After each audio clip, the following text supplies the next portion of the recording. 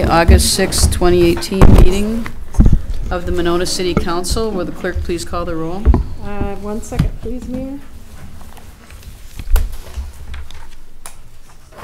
Okay. Alder Moore is excused, but maybe later joining us via telephone. Alder Spate? Here. Alder Wood? Here. Alder Kitzler? Here. Alder Kuhr? Here. Alder Groupie? Here. Mayor O'Connor? Here. Please rise for the Pledge of Allegiance.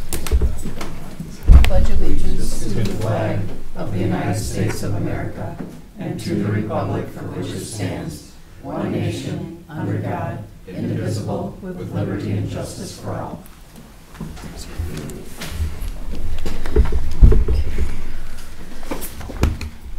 Is there a motion to approve the minutes of the July 16th meeting? So moved. Seconded. Any comments or concerns, corrections? All in favor say aye. Aye. Opposed? Minutes are approved. We have 2 appearances. If anyone else would like to speak, please fill out a form and bring it to the front. Thank you. Okay, first up is Peter McKeever, who would like to speak about property assessment.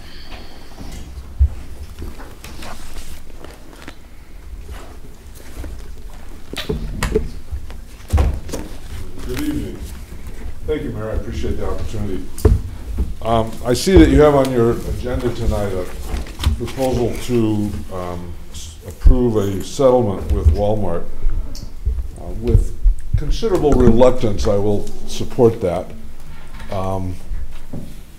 As a lawyer, I suspect I know a good deal about the thinking that went into how to do that, and I support it, though I do so with a great deal of outrage that Walmart even brought the action in the first place. I think it's an obligation of those Walmart and the other stores of similar ilk to pay their full fair share of supporting the services in our community. When Walmart is getting 3 or 4 or 5 police calls a day and other stores are getting our services, I'm frustrated that they're not paying for their full services a great deal, so I will reluctantly support that.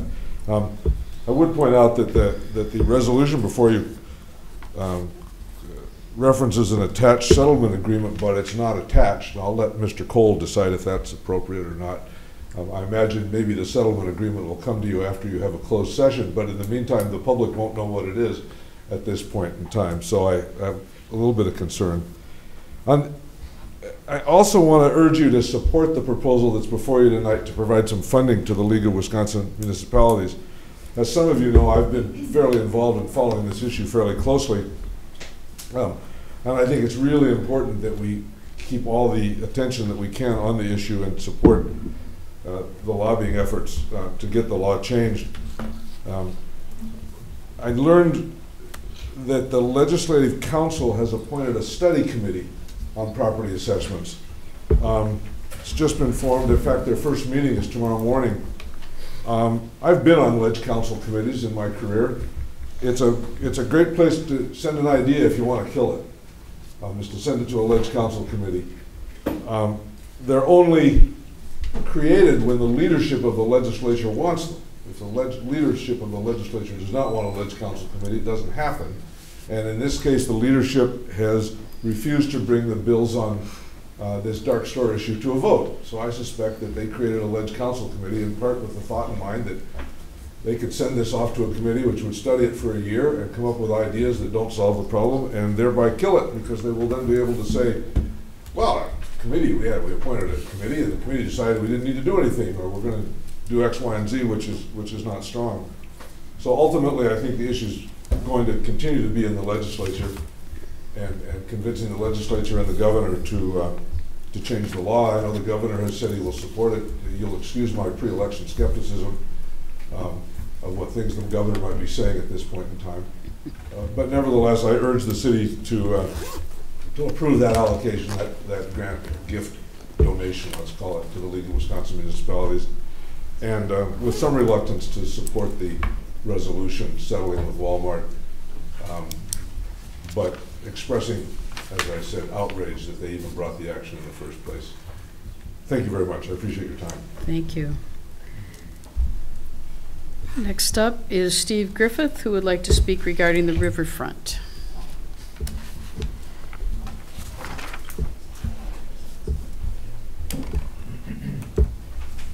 Good evening, Steve Griffith with the Four Lakes Yacht Club. Could you please state your address? 219 North Fair Oaks Avenue. Okay. So there's a board meeting going on down there now, and with regards to the riverfront, I want to thank Josh for his attention to helping us kind of change things around a little bit with some additional parking in our area. With regards to that, we are losing 15 parking stalls on our personal property with the redevelopment. And we've tried to recoup some of those, but unfortunately we're still losing 15 spots. So in front of the restaurant area, there's going to be a space which I believe is going to be 37 feet wide, and the length of the projection of the front of the restaurant, where there currently are 10 stalls that face the restaurant, where the nose of the car faces the restaurant. And in that area, we're trying to figure out what we can do with it, with the city's approval and the Plan Commission's approval, and or what we can't do with it. What we'd like to do with it is we'd like to try and work out something with MMSD to put a driveway in there, a drive-through, and put some additional angled parking spots in that area. It would probably necessitate removal of a couple of the trees that are there, and paving that area so that we can actually recoup 5 to 7 spots in that area. I talked with Sonia earlier. She said that there would be something that I should probably start with the Plan Commission, but since I was here, I figured I would take a little bit of your time to maybe let you guys think about it a little bit as to what we could do there that would be with your approval also. We also have been considering putting a patio out there with service. If we did something of that nature, obviously we would have to have permission for the patio and for liquor service outside and some of those sort of things from those people. So the other concern I had is that when the actual street project starts and all of the infrastructure goes in underneath the roadway, and I was talking with Josh a couple days ago, and he said most of the overhead lines and the electrical are all going to be buried. How is that going to affect the parking and access during those projects? Obviously, it's not great right now. It's not bad right now, but it's not great right now. And then also, how is that road going to be tore up? How's that going to affect our restaurant down there and our access to our building? I know that it's the contractor's intention at all times to provide the best access that they can, but we're going to wind up with a mess down there for at least a couple of months while the contractor or the city goes through and digs all that up and puts all that stuff away. And I just want the council to be aware of the fact that it's going to create a hardship just like it did for the people on on Monroe Street with what they're going through. So. Again, thank you for your time. Just wanted to bring those points forward. Thank you. Our final appearance is Timothy Tripkosh, who would like to speak for informational purposes about the RFP. I take it this is for the Riverfront project.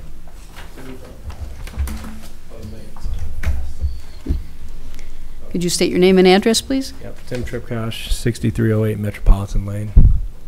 I just am curious, with the last time I was in here was a while back, and I asked that, I know I get a timeline. I've been to the city building numerous times for various reasons to get information about the project, and it seems that it's either changing or it's falling behind, and I just want to know a timeline, because when I was here last time I asked, we have banquets and we have people relying on the use of our facility, and with what Steve just said about the lines going underneath the Metropolitan Lane Road, it looks like around October, November, December, which is a very heavy banquet season, so we get a lot of cars coming in where parking is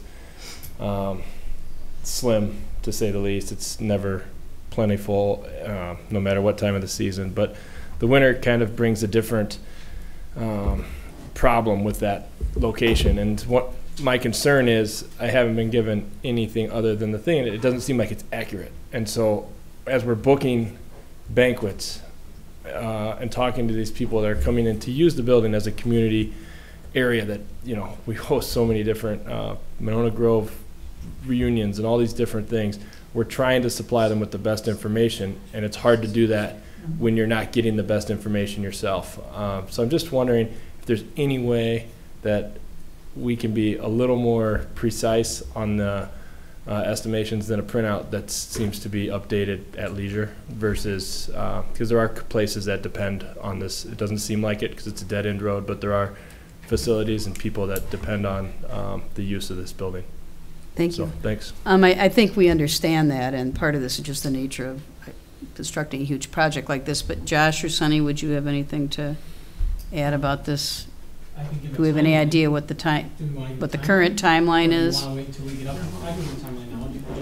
Has it changed since the one that's been? I mean, I think not a lot's changed. Not a lot's changed. No. It's changing. It just. I mean, it's going to change slightly. So, I don't have a timeline for the building projects that are going on. So I don't know how long McGann plans on being there for sure. I mean, they plan on being done in 19 around this time, or a little bit before this time. So that's the big buildings that are going on next to you, and the hotel should be done around that same time or a little bit sooner than that.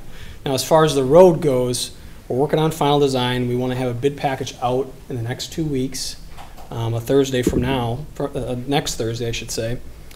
That will advertise, and then there'll be the bid opening near the beginning of September, so September 6th. So then it will come through approvals in September, both through Public Works and through Council. And then they're going to start construction, as we've been kind of saying for a while, maybe the last few months, right in October. Yep. So we're going to start construction in October. Likely just the utility stuff will go in the winter. But that was originally September. Am I right? I don't believe so. It could have been, because I think McGann's said they were bumping construction a couple weeks, so we shifted ours to get out of their way. So you are correct. Yep, we went around McGann's, who's doing the larger building there, so there wasn't a conflict. So the utility should be complete sometime in mid-November, but that's public utilities, so that's like the water and the storm sewer and stuff around you. But you will have power, you will have gas, you will have fiber, and all those people, they're private. We don't know exactly when they're coming in and when they're going to do their work. And that's going to happen probably at different times than our contractors doing their work. So it could happen through the winter prior to the road work starting in the spring. Okay. But they would likely be in contact with you if there was going to be an outage, or they plan around something that about 24 hours. I don't know. Doesn't help with the banquets. I don't know that. I mean, that's just. Unfortunately, we have to rely on their scheduling. Right. And there's no. In their process. Well, and they should know how they're going to take up the sewer, how they're going to get into the water, how they're going to put the lines under the ground. What part of the road are they going to allow us access? Are we going to lose spots? Any of that stuff detailing. I've asked that, and I haven't been coming here and hounding for any information. I'm just kind of letting things fall into place. But now it's getting to the point where we're starting to see people not choose our venue primarily or specifically based upon the parking concerns moving into this project. And it's not small news that this project's going on. And so, that's one of the first questions we have. And it's a lot of the bigger events. The smaller events don't seem to have the same concern. It's the bigger ones, but those are kind of the ones that help us get between summer and spring. And it's quite concerning to me. It's just, and it's not, I know construction, it changes. And so, but if there's a plan of how they plan on excavating the road, are they going to dig up the whole road and have it closed temporarily? I think rather than going into all that right now, and I understand your concern, maybe you could work with Josh That's all I asked for, just like out in the hall. Would that be okay, Josh? Josh? We'll talk about it right now. Sure. That's not a problem. That'd be great. Perfectly fine. Thank you very much. Okay, next up is the consent agenda. Is there a motion to approve the consent agenda? Move approval. Second. All in favor, say aye. Aye. Opposed? Consent agenda is approved. First item is G1, convene in closed session, G1A, convene in closed session pursuant to Wisconsin statute section 19.85, paren 1, paren G, conferring with legal counsel for the governmental body who is rendering oral or written advice concerning strategy to be adopted by the body with respect to litigation in which it is or is likely to become involved. This relates to the Walmart Real Estate Business Trust versus City of Monona case. Is there a motion to go into closed session?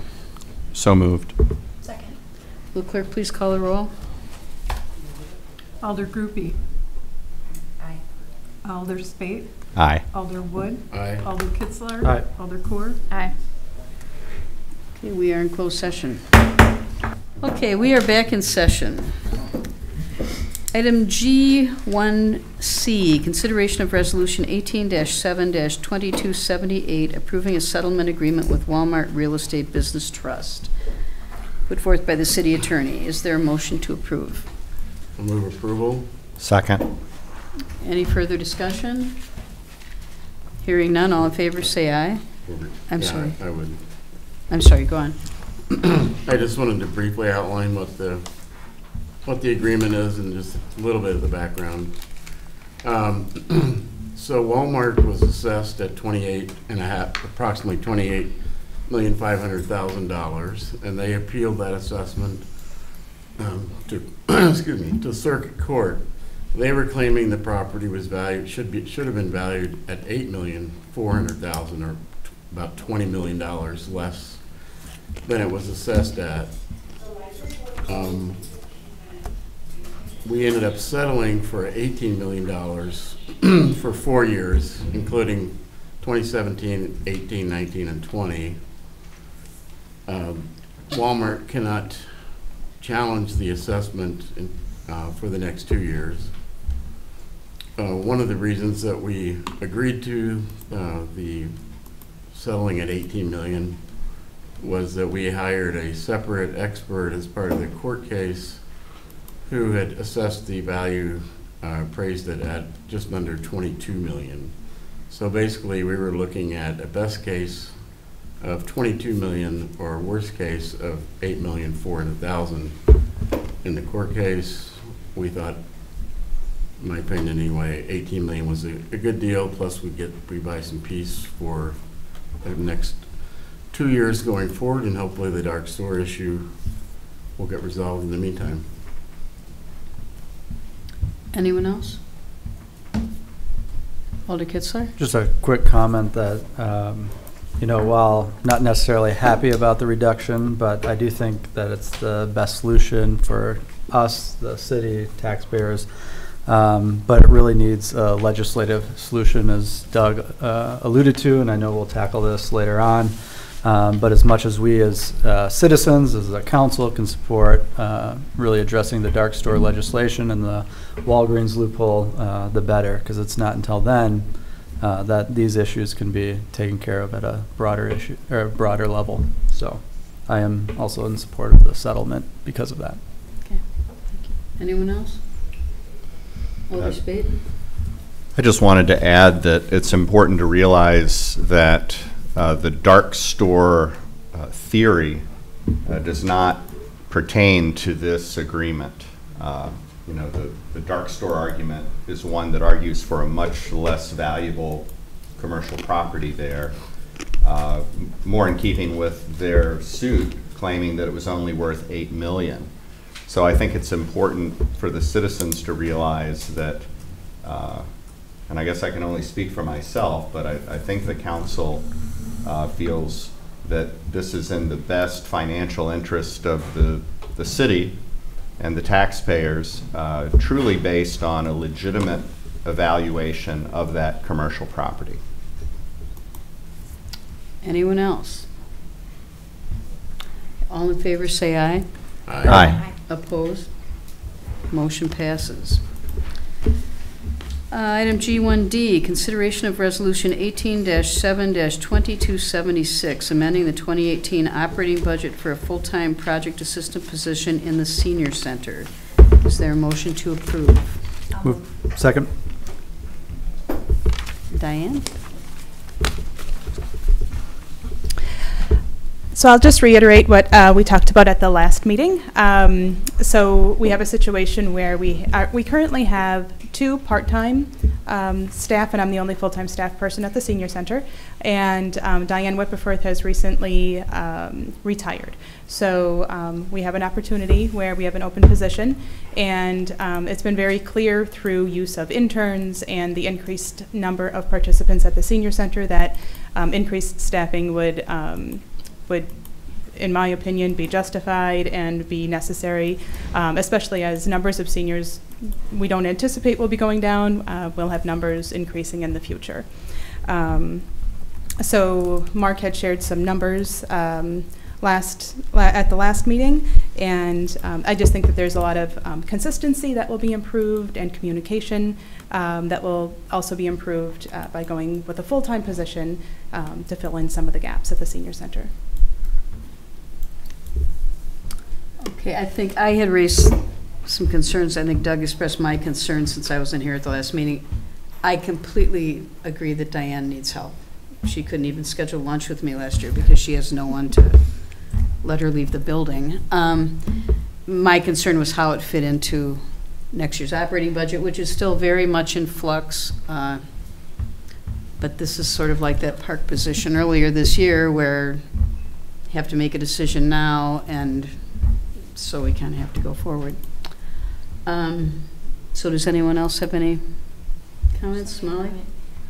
You mentioned, I believe, that the last time the senior center hired a new employee was in 2011. Is that correct? So Correct. It's been some number of years since you've requested any additional staff. Right, and you know, the other thing to note is I don't anticipate we will be increasing staff unless we have a different, larger senior center. We have nowhere else to put people, so I won't be coming back again unless a new senior center with more space is constructed in the future.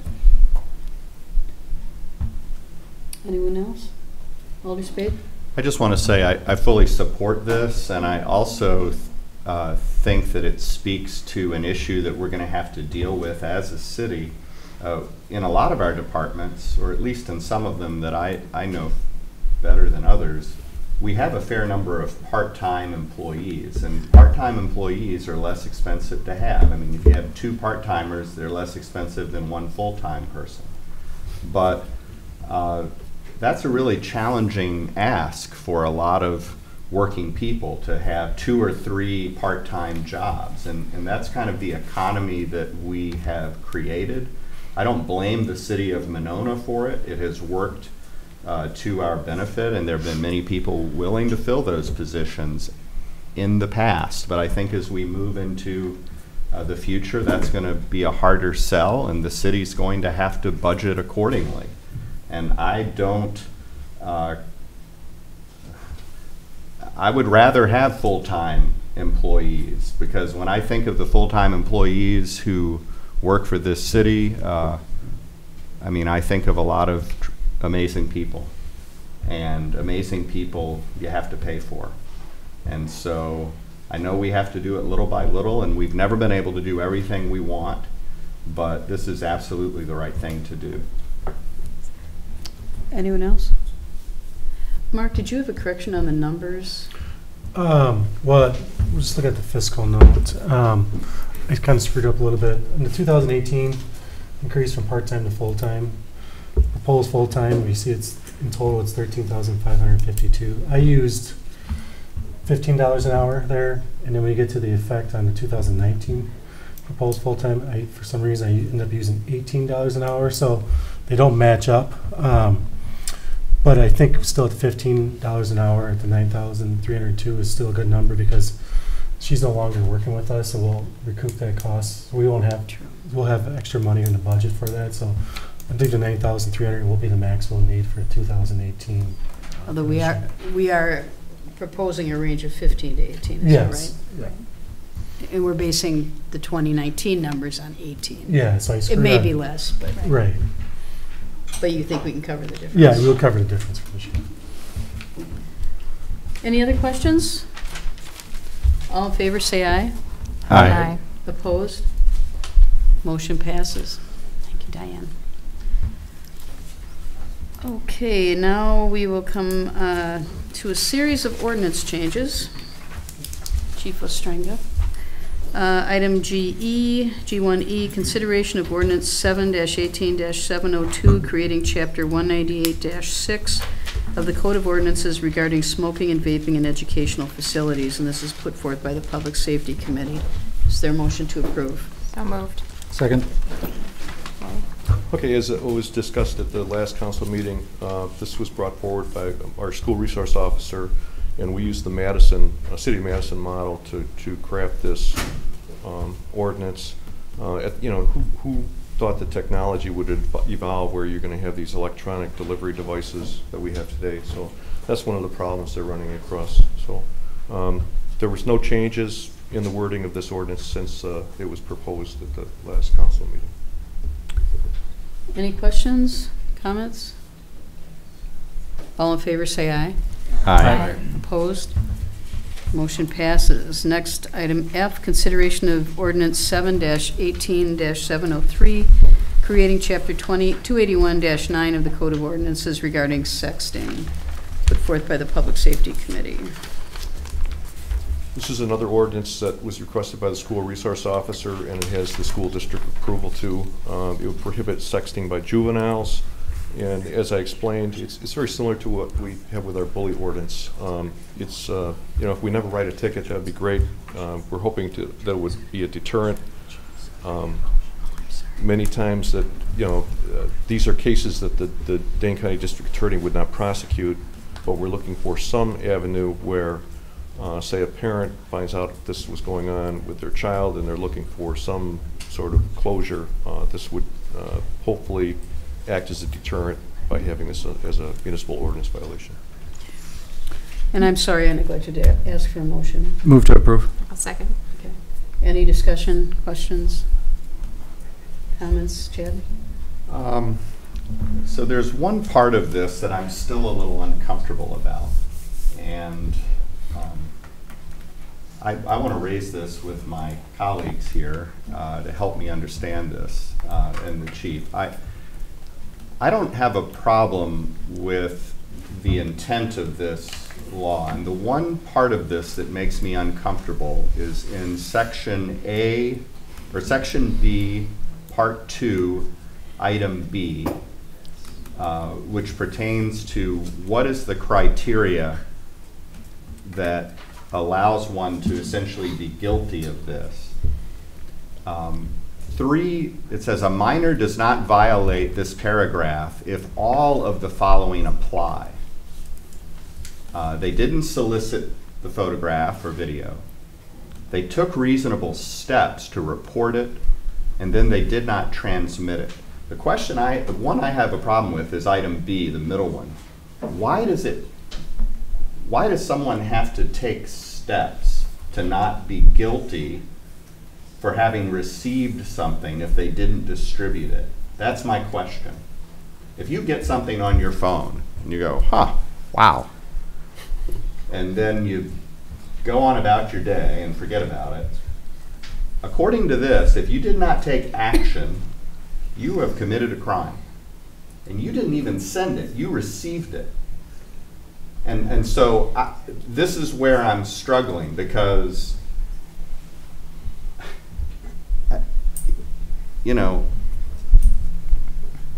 that's just too nanny state for me. But I welcome. I would say that you need to have some attempt to report this, because you get someone who has something sent to them, they didn't solicit it, they haven't distributed it yet, but they get caught with it on their phone. So they've had this maybe a week, 2 weeks, 3 weeks. You don't know that they didn't intend to distribute it eventually. But if they've made an attempt to report it, then, that kind of falls in that area of, okay, you've made an attempt to report it, you've kind of come to terms with what you've got. what if they delete? Okay, that makes sense to me. But what if they deleted it, or and they didn't report it? Then how are you going to know that they had it? Well, it seems like there are ways to know a lot of this stuff. I mean, I think everything we do digitally is known to someone. I think law enforcement has the ability to, find a lot of this stuff. It's just like looking at an old computer. Something you downloaded onto your computer and deleted years ago can be found in the, skeletons of a hard drive. And so, I like having it in there because then it kind of puts the onus on the person that received it to do something about it, which is what you'd want your minors to do. Because you'd hope that this activity would stop then. If anything, I think it empowers a youth to want to comply and take care of this. They know it's incorrect and they're supposed to report it. Older group beat? Right. I see valid points from both Alders Spade and Core. I think something that kind of came into my mind when Alder Spade was talking was the idea of a young woman, for example, receiving an unsolicited, inappropriate photograph and feeling both ashamed and also scared about what to do. And obviously, I can only take that perspective of a young woman. And I think that would be sort of a challenging thing to feel like you would be able to build the confidence to report something like that, especially to your parents, for example.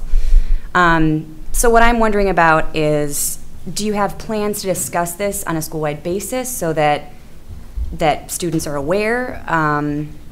Will the resource officer be educating and allowing for really safe opportunities for this information to be reported discreetly? And I mean, I think those are some steps that would maybe, I don't necessarily think that we need to delete the language as Alder Coor has mentioned, but I do think there is some validity to the idea of not necessarily feeling confident or comfortable reporting something like that having happened to you.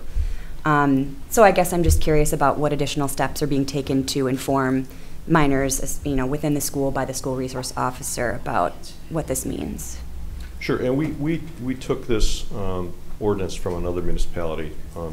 They basically cookie cutter and plopped it in here. It was reviewed by our city attorney.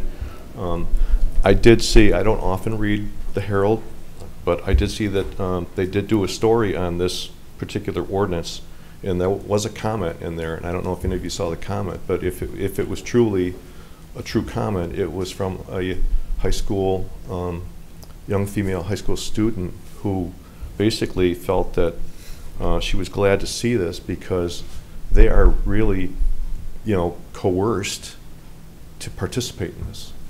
So it's sort of, when I read that, kind of made me feel good that we even proposed this ordinance. But when we do get ordinances like this, yes, with the new school year, all these new changes that affect things that happen at the school resource officer will try to educate the students on. Attorney Cole? When I read it, the chief sent it to me for review, obviously, and when I read it, I had exactly the same concern that Alder Spade had. While legally, it doesn't matter. I mean, it would be legally fine if you remove it or if you leave it in. I thought it might be helpful to just explain why I didn't cut it out. In effect, what you're doing is you're creating a mandatory report situation, which is not uncommon in law. There's all kinds of mandatory reporting situations that a lot of folks have. The reason I thought it was proper, and this is more a policy call for you all than for me, but I was thinking a lot of times in these sexting situations, the true victim, the person that's depicted in it, may not even know it's occurring. And I'm thinking of a situation where a boyfriend has a picture of his girlfriend, they break up, he starts sending it around, she may not even be aware that that's happening. Based on that, I thought it was not inappropriate to make this a mandatory reporting situation, that if you get something like this, you have to take steps to report it, because without that situation, it could go on for a protracted period of time, before the victim even knows what's going on, and she could be walking through the high school not even aware of it. That's the only reason I left it in, but I have to admit, I had serious concerns that Alder Spate mentioned too, but in balancing it, that's why I left it in. Anyone else? Alderwood? I think Alder Spate raised a really excellent point about criminalizing just the simple receipt of a message that you didn't solicit because you don't take steps to report it, which I think is asking a tremendous amount of a minor to do. And I don't think that having an ordinance requiring them to do that with a $50 fine is really going to have much effect on that. And I know, in fact, I don't think the ordinance period will have much, probably have very little effect on the behavior that's aimed at here. That it's really, I think it is what you reporting it, telling somebody about, telling an adult, your parent, is what we would want kids to do. But I think where they would or will learn that is at home and hopefully from their friends, not from law enforcement. My concern is this ordinance is going to be, first of all, or in addition to that, this also applies to consensual activity. It's inappropriate, I agree, but the reality is this goes on, it's very widespread. Chief, if you disagree with that, please say so. I think so. It will be widely, daily violated many times, and will probably, not that it will be enforced in terms of a court action, but that there might be intervention by the police because something is discovered on a very, very rare basis. So I think there will be a randomness amounting virtually to capricious or arbitrariness in the way this would be enforced. Well, just a couple things. This is a city ordinance. It's not a crime. It's not criminal. You're not going to Dane County Court or anything like that.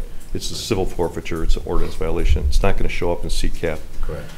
In that section B, the minor took reasonable steps to report the photograph or video to a parent, comma, school official, comma, or law enforcement official. It doesn't say it's going to law enforcement. We might not ever see it. They're just telling somebody about it. Right, but if they don't do any of one of those three things, then they're violating the ordinance. How would we know? We would never know because we're not going to know about it if law enforcement's not in the loop on it. Well, there's any number of ways you might, find a phone could be, so we find the images could be come across, inadvertently. Right? People lose their phones. Well, I don't know. Through an investigation, we might discover it. We'll go back, follow up on it. We're not going to spend that much time on it. Seriously, right. We're not going to spend that much time on it. And then we finally do track it down. Well, I told my mom about it. Okay, move on. Well, then what's the point? If you're not, seriously, if you're not going to spend much time on it, and they just say, well, I told my mom, and I assume you probably confirmed that with the parent. Again, this is something that is going on, as you mentioned. Right, it's very prevalent. Yeah. I'm not aware of it. I don't have kids. I don't follow on this stuff. The school resource officer requested it. He's already getting requests from other school resource officers for our ordinance once it gets passed, so they can bring it to their jurisdiction. So this is something it's pertinent in this day and age. Alder Kitzler. Nude photos or pornography of people under 18 is illegal, correct? Yes. So this is essentially illegal, no matter if it's solicited or unsolicited, right? If you consider these pictures pornography. It's kind of like our marijuana ordinance. We can't charge you with a city ordinance, but we can charge you in Dane County Court if there's enough there. Yeah. So we can charge someone. We could take them and bring them to juvenile court and charge them that way. This is one way to take it for those cases that most likely aren't going to go anywhere through the county because of their caseload. This was an option for us. Yeah. This will just force us to go a different route. And it might end up, then somebody's going to have a CCAP record or a juvenile record. Yeah. Yeah, no, I mean, I was saying it more in support of this because whether it's solicited or unsolicited, it's a nude picture of somebody under 18, which I believe by definition is pornography. The picture doesn't have to be someone under 18. But. Oh, well. Doesn't that, but it's for minors, so doesn't that imply? Under 18? 18 or under? It applies to sexting by juveniles, so juveniles would be sending, it doesn't necessarily have to be a juvenile picture, but it could be pornography that the juvenile is sending. Okay. Alder Spade. I guess I would just say that I would be willing to support this if we strike item 2B from it, but I can't support this. I mean, the point that Alder Groupie makes really articulated what I was feeling better than what I had sorted out in my own mind. I knew there was something not right about that because it is incredibly intimidating to come forward with something like that, particularly because you are starting the wheels of justice in motion there, and it's over something that frankly, every kid is searching on the internet, when they're a tween. I mean, you can see nudity. I mean, it's just like, I get it. Like, I want us to be engaged in a positive way in supporting parents and the school district and law enforcement so that we don't have people abusing their power and exposing children who don't want to be exposed to things unnecessarily. But for me, the issue here, and this goes after someone who transmits this data. I have no problem with that. If you're sending it, then you've committed a violation under this ordinance. My problem is with the person who possesses it, and because they did not take reasonable steps, they are in violation of this ordinance. That to me is the issue. So I just want to be clear. I don't have a problem with us enacting this ordinance, but that one line just goes too far for me because I feel like you could get caught up over that, and you've already been sent a text that you didn't want to see. Alder Spate, would you like to propose an amendment? I would like to propose an amendment that we strike section B, number 2, line B, so that the two things that must be true is that they did not solicit nor distribute, as stated here, the nudity, depicted nudity. Is there a second? I'll second. Okay, any further comments? All in favor of the amended ordinance, say aye. Aye. Aye. Aye. Opposed? Nay. Okay, motion passes as amended.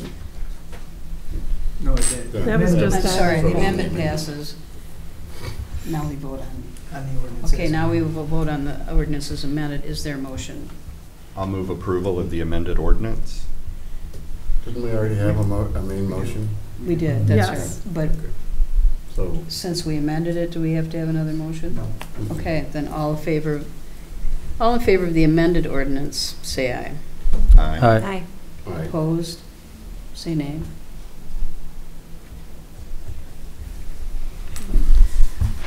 Motion passes as amended. Item G, consideration of ordinance 7-18-704, amending chapter 334-4 of the Code of Ordinances regarding weapons in public buildings, put forth by the Public Safety Committee. Is there a motion to approve? Move to approve. Second. Chief? Okay, again, my school resource officer is concerned about facsimile weapons in schools.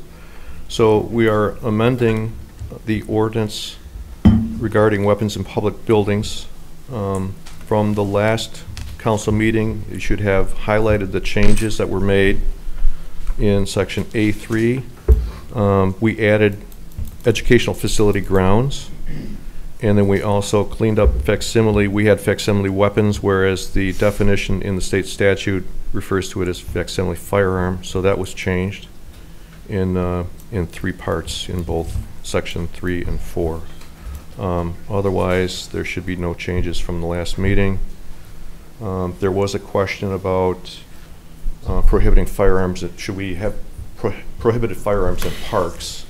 It turns out we already have a park ordinance that prohibits firearms in parks, but with the concealed carry statute in the state, that is considered open land, and you can't, our park ordinance probably goes against that statute. I think it gets trumped by the state statute. Any questions, comments? Alder Spade. So I support this, Chief, but I didn't understand what you just said. So the park ordinance restrictions are not valid? Is that what you're saying? Well, it's 321.1, section 18, which prohibits firearms from being in parks. But with the change in the state statute for concealed carry, you cannot prohibit someone from if they have a concealed carry permit in open land, which would be a park. Okay. Now, if they take the weapon out and start waving it around, that's a total different ballgame. But you cannot prohibit them from carrying weapons in parks. Okay. And this would not apply to park shelters, structures. You know, if it is an indoor facility, even in a park, the firearm ordinance would apply. Okay. We're only talking about concealed carry permit holders lawfully carrying in open areas of the park. Anyone else? Yeah. Alder Wood. Just to follow up on that, then would the concealed carry law also trump this proposed ordinance, say at a football game or other open grounds on the No, no. I mean, it's a good question, but I believe the statute refers to within facilities. So I would say a football stadium, albeit outdoors, is still within a facility. And that's you don't have a right to conceal carry there. Correct. Yeah. Even if you have a concealed carry permit, if the property owner has precluded carrying in a facility, you can't carry in there, even though you may have a permit. It's only open areas, parkland, where you could carry despite an ordinance that would say to the contrary. So with this, we're amending this, broadening it to cover the grounds. Is that going to be enforceable? Yes, because we're only broadening it to include educational facility grounds. There's a separate statute that precludes the carrying of any firearms in an educational facility or the grounds of an educational facility. All right. Thanks.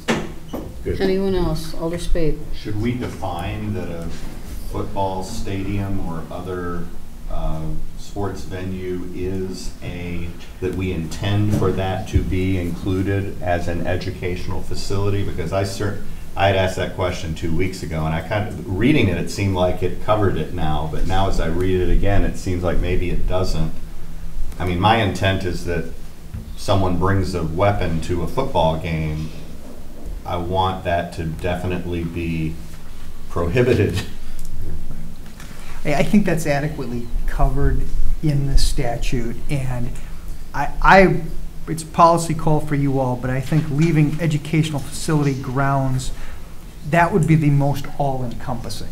That would be any ground of that facility, no matter how it's used, that sort of thing. So I think that would be the preference, is to leave it as is, because basically anything within the school-owned property is covered by this ordinance. Okay.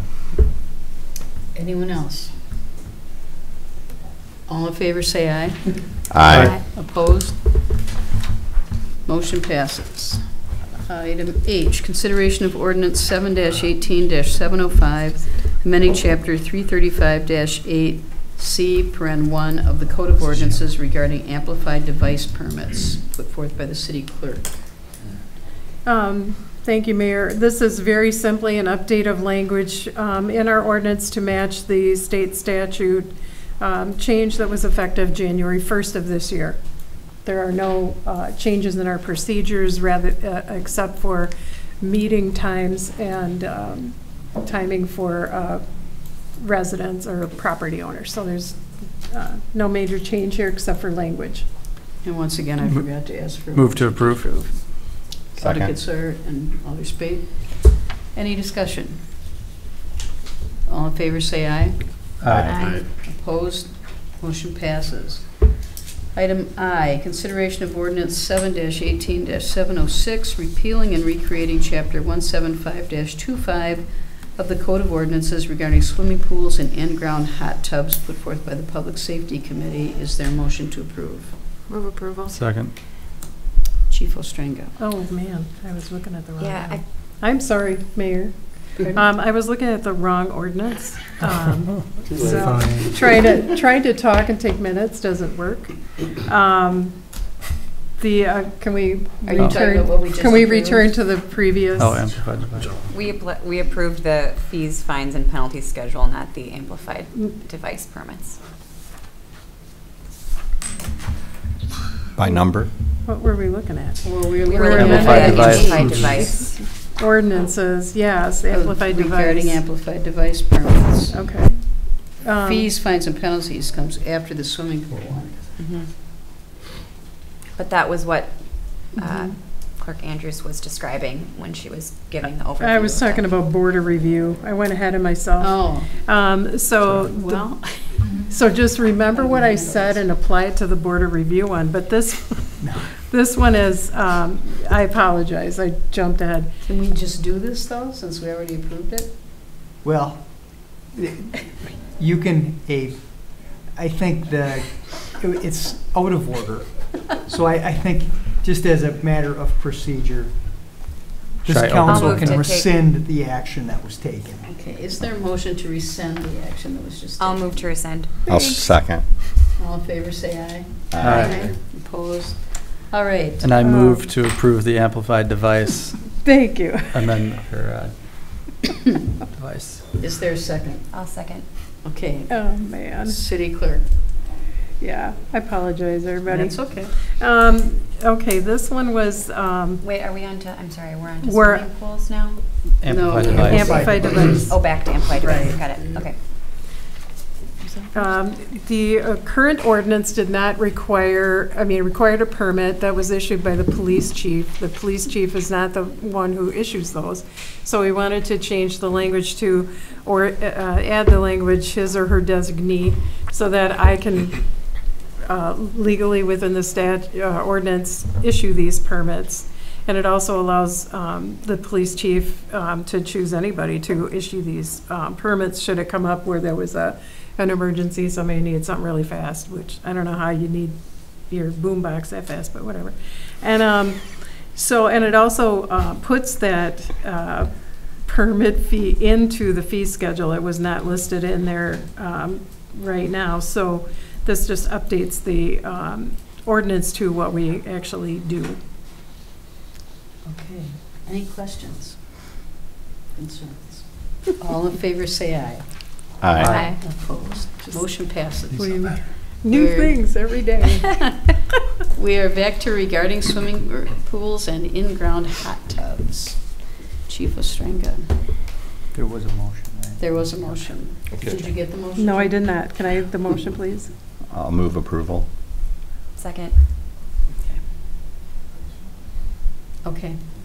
Okay, so I'm not the expert on swimming pools or any of this stuff. This should probably be the building code person up here talking about it. But it came through public safety, and it was based on a complaint from one of the residents about the next door neighbor who puts up a above ground pool that is not fenced and there's no gate. So when our building inspector, code enforcement person looked at the situation and they read our current swimming pool ordinance 175-25, which you should have a copy, like your third or fourth page down, the original section, which we want to delete. It only applied to permanent pools which were in ground. It was a pretty weak ordinance. So in talking with one of the building inspectors that we contract with, he recommended this ordinance that's before you today, that is based on an ordinance from Portage, Wisconsin, which he also works there, and he's very comfortable enforcing this ordinance. So after the last meeting, we had some questions, and it was sent to our city attorney, who I'm so happy he's here tonight to talk about this and other items that he's bailed me out on already. And we made changes to section C, exempt pools. The following are exempt from the provisions of this section. 1, covered above ground hot tubs, and 2, portable pools with a maximum wall height at any point no greater than 24 inches and a dry total weight no greater than 40 pounds, cutting out all the 15 feet in diameter, what's maximum dimension mean, and all those things that were discussed at the last meeting. Are there any questions or comments? I do. Alderwood? So this is definitely an improvement, but I'm still concerned that so as I understand this, if a portable pool has a height greater than 24 inches and weighs more than 40 pounds dry, then it would not be exempt and everything in the ordinance would apply to it. Correct. So I just was quickly looking on Amazon. You can buy pools for $150 that are, they're called Intex Easy Set as an example. It's 42 inches deep. I think it does have a filter or a pump attached to it. But basically, this would mean that somebody setting that pool up would need a permit. They'd have to put a fence around it, unless they built a deck around it. I guess that's the two main things. Am I reading that correctly? That's correct, because that pool would exceed 24 inches in depth, so it would need a permit. Does the existence of the filtration, the filter system, would that be a qualifier that would? No. I mean, if we included some language in the exempt pools section, I mean, do you think pools that size exist that do not have a formal filter system? What we're trying to do, the chief and I were struggling with this idea of, okay, the intent is to exempt small portable pools. The small we got to with the depth requirement pretty easy. I mean, that's what could a child drown in and what could not, and that's where the 24 inches came.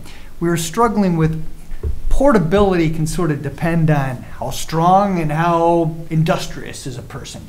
And the language that was sent to me, had all that stuff in it. And I've seen other examples where people tried to say that, well, does it have a filter or not? The problem I have with that is you could have a large above ground pool and just take the filter out of it. It's still just as dangerous, you know what I mean? So I tried to strip all that out and just say, if it's under 40 pounds, we'll deem it portable. However it's configured, as long as it's less than 24 inches in depth. If it's greater than 40 pounds, I don't care what it does or does not have, it is not deemed portable. And I did that just to make it easier to enforce, frankly, if this went to Muni Court. Anyone?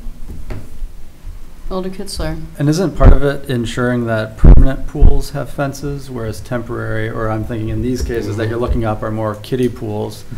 And so maybe putting a duration of, I mean, I, for example, think if you have even a kiddie pool, you should empty it out overnight, because who knows who's going to wander in, and you really just need an inch of water to drown. And so, I mean, again, how enforceable it is kind of up to the police and you, but I mean, maybe adding a duration of keeping this language, because you don't want a huge pool up, but although how can you build a huge pool for a day's worth of activities? Who knows?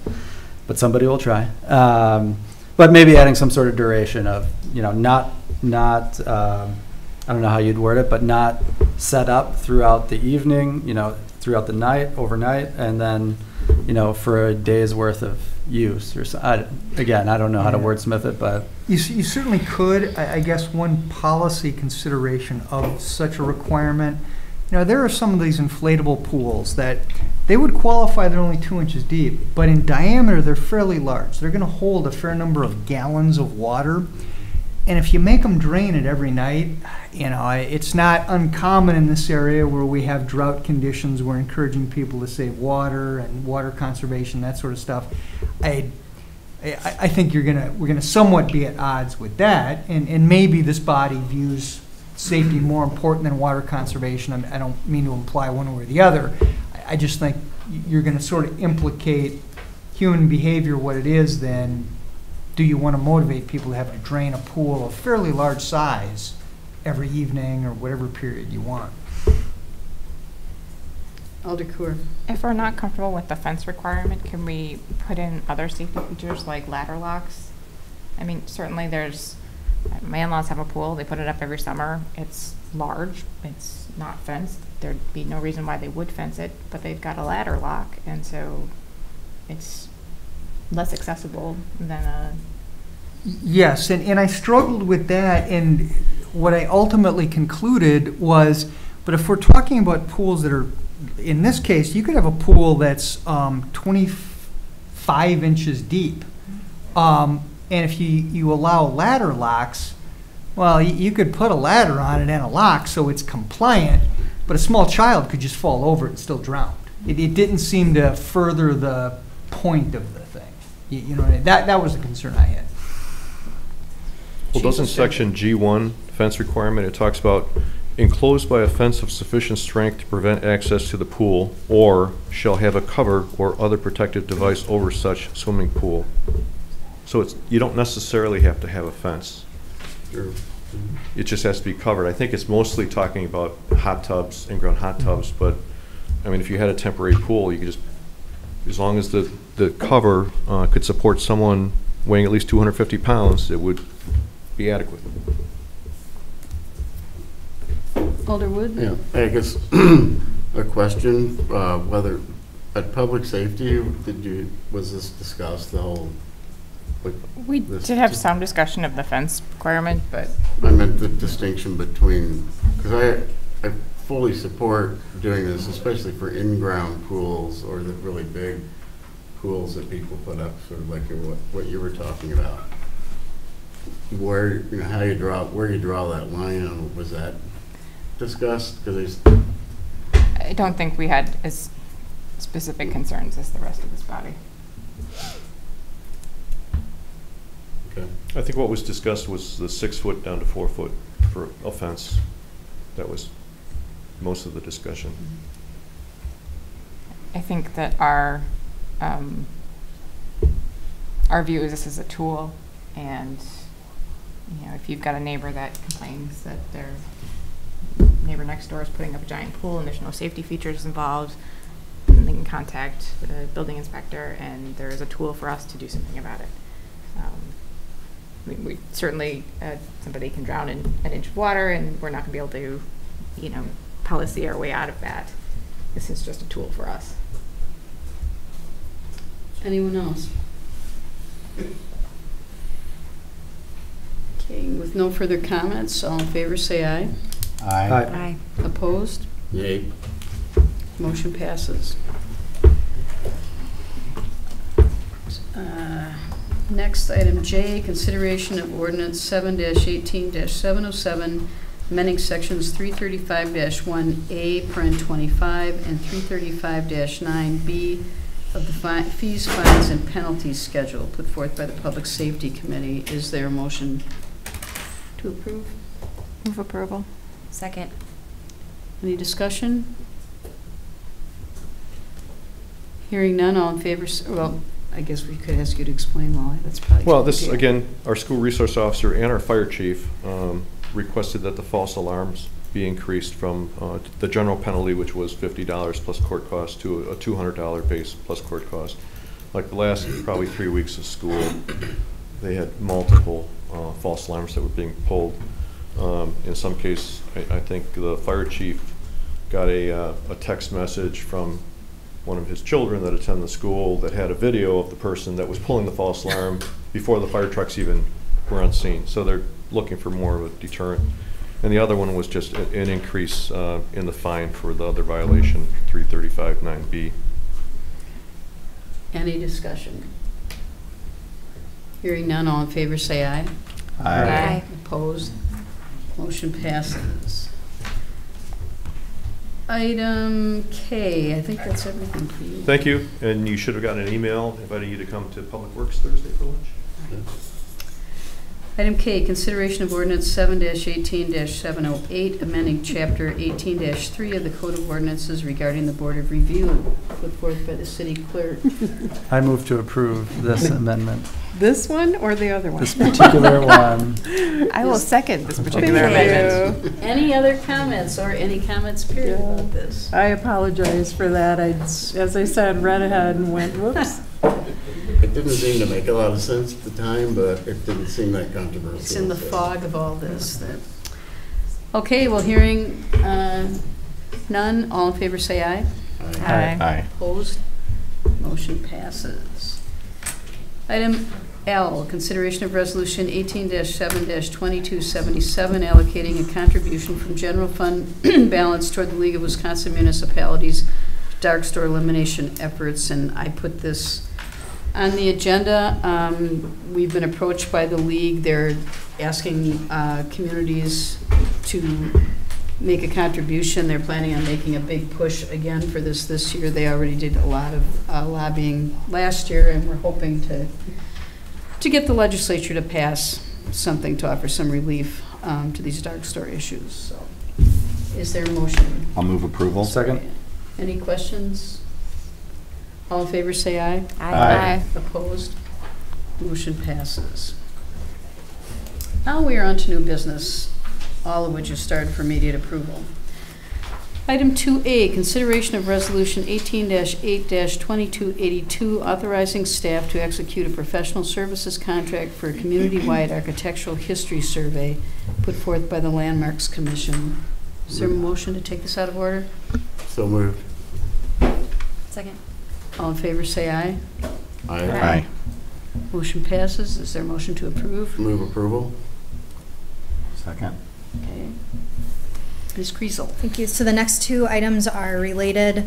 I'll describe them together. The Landmarks Commission received a grant from the Wisconsin Historical Society for $24,000, and this is to fund a community-wide survey of our architectural resources and their historic value. So that grant involves first a window survey. An architectural professional will be driving around the community, literally doing a window survey of every single building in the city that is over 50 years old. So from there, then they'll do some additional primary and secondary research on the buildings that have historic significance or that maybe look like they have their original siding or something like that. So the next step beyond the reconnaissance window survey is this additional research. And then beyond there, it goes into a report with recommendations on resources that are appropriate for local landmark designation or those that might be eligible for the state or national register. All of that will go into a formal report that will be presented in a community-wide public meeting at the end of the project. The purpose of the survey is to provide this comprehensive guide and document for the Landmarks Commission. One of the benefits is to provide guidance for future Landmarks Commission activities, and that can include designating any resources as local landmarks or nominating them to the state or national register, or just perpetuating stories of historical significance, which is one of the missions of the Landmarks Commission. In order to select a consultant, we sent out an RFP to 6 professionals that were identified as pre-qualified by the State Historical Society. We received 4 responses back, and we interviewed each of those consultants based on different, and evaluated them based on different factors. The Landmarks Commission discussed and recommended that we select Mead and Hunt to carry out this project. So the first agenda item is to authorize staff to execute a contract with Mead and Hunt to carry out this project. And the second agenda item is a budget amendment to allow us to spend the $24,000 up front, which will then be reimbursed in full at the end of the project in August 2019. Any questions, comments? Just a comment. Alderwood? We had a subcommittee of Sonia, Rick Bernstein, and myself who interviewed the 4 applicants, and sort of they were all good, but we had 2 that were sort of separated themselves from the other 2 pretty clearly. Both would have been great. We sort of had a difficult time, but did recommend Mead and Hunt for this. I think this will be a really neat project that'll probably won't get started on until this fall after the leaves are off the trees. Anyone else? I just Alder Groupie? want to comment that I think it's great that we've selected a team that's all women to do this project. I was excited to see that. Anyone else? All in favor, say aye. Aye. Opposed? Motion passes. Item 2B, consideration of resolution 18-8-2283, amending the 2018 capital budget for community-wide architectural history survey services, put forth by the city planner. Move to suspend the rules and take this out of order. Second. All in favor, say aye. Aye. Opposed? Motion passes. Move approval. Second. Did you want to add anything? Nothing Sonia, further. to This is just any the budget questions? amendment. And I think, I can't remember, you explained that this is something we would pay for and be reimbursed. That's correct. Correct. Yeah. And once the survey is done. All in favor, say aye. Aye. Opposed?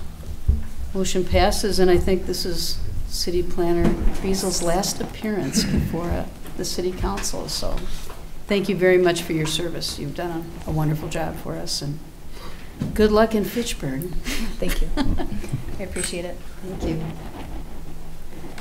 Item 2C, consideration of resolution 18-8-2284, approving final design plans for the Riverfront Public Park Plaza shelter and streetscape plans, put forth by the Parks and Recreation Director.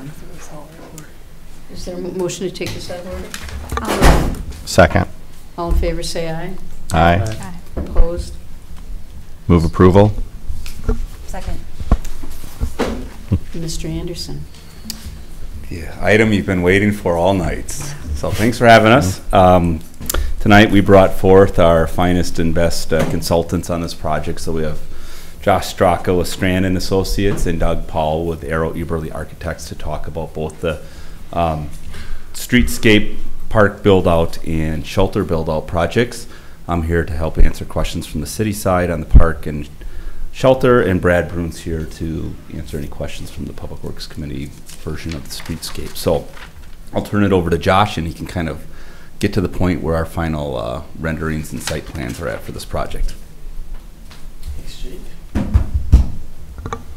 A second here to plug in.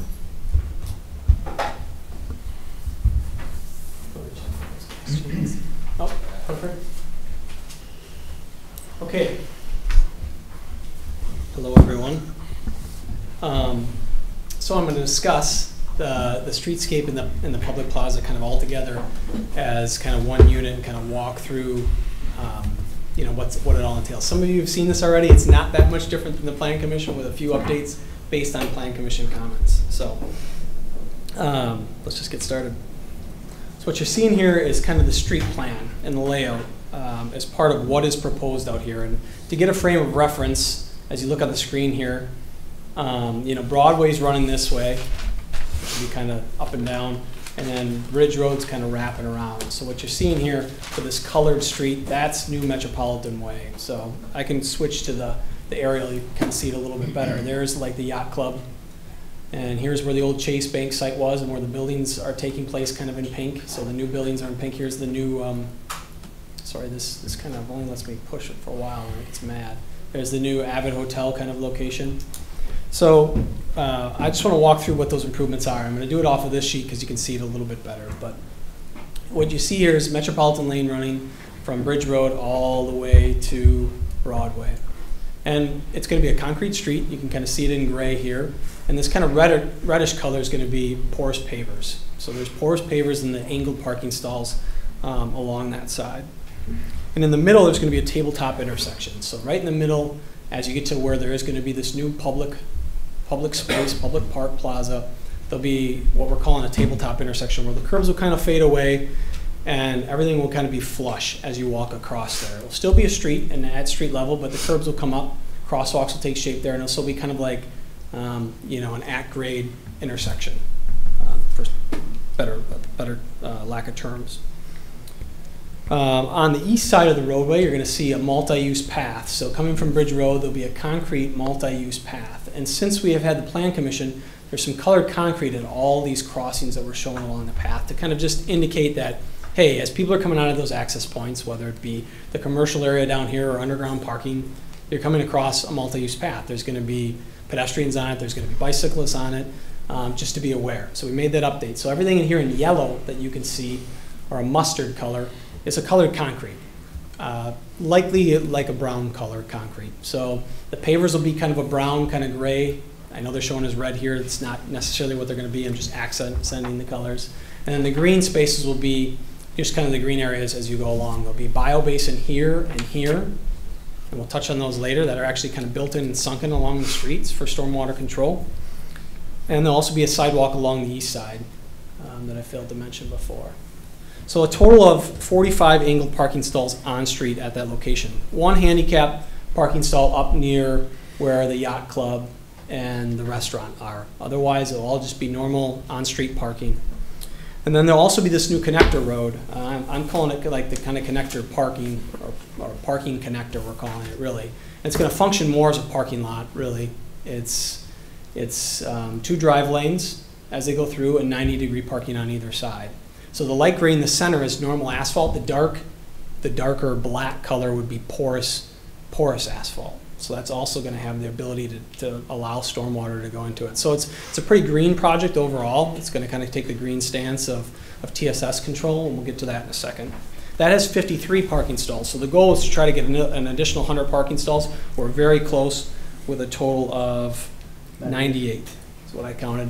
There's also going to be 4 handicap stalls that we're going to put right in here in a public spot because the park's so close. So it's a little uncharacteristic to probably on your public streets put handicap parking stalls, but it makes sense in this case, and the Plan Commission was behind that also. What's the thought behind putting asphalt there instead of cement, since it is a road that will get, you know, regular traffic? Right.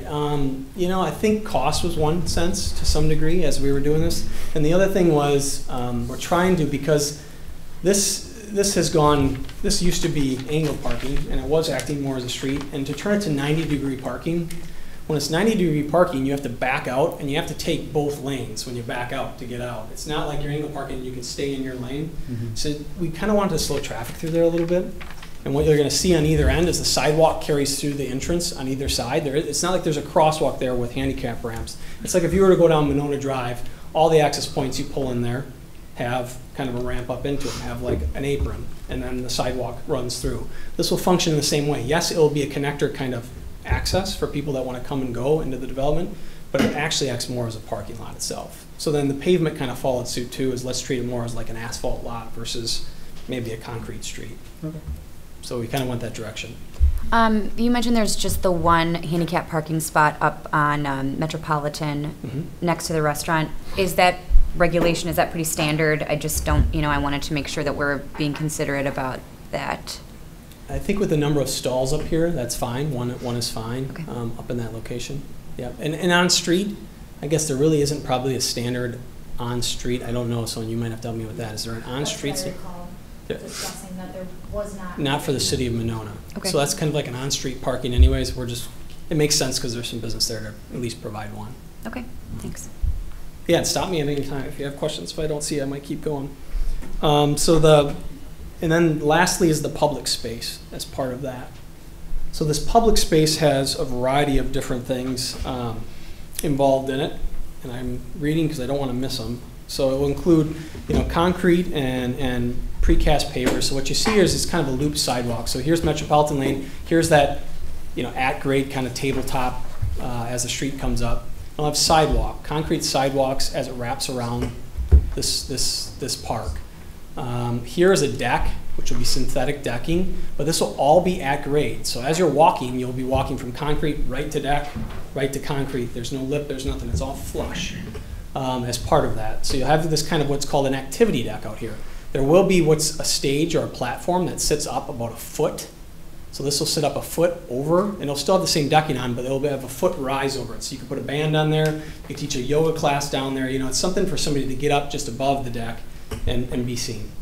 And you could go either way with that. When we were in planning of this, you could go this way with, out towards the lawn, or you could go back towards the river, however you wanted to set up an activity in that location.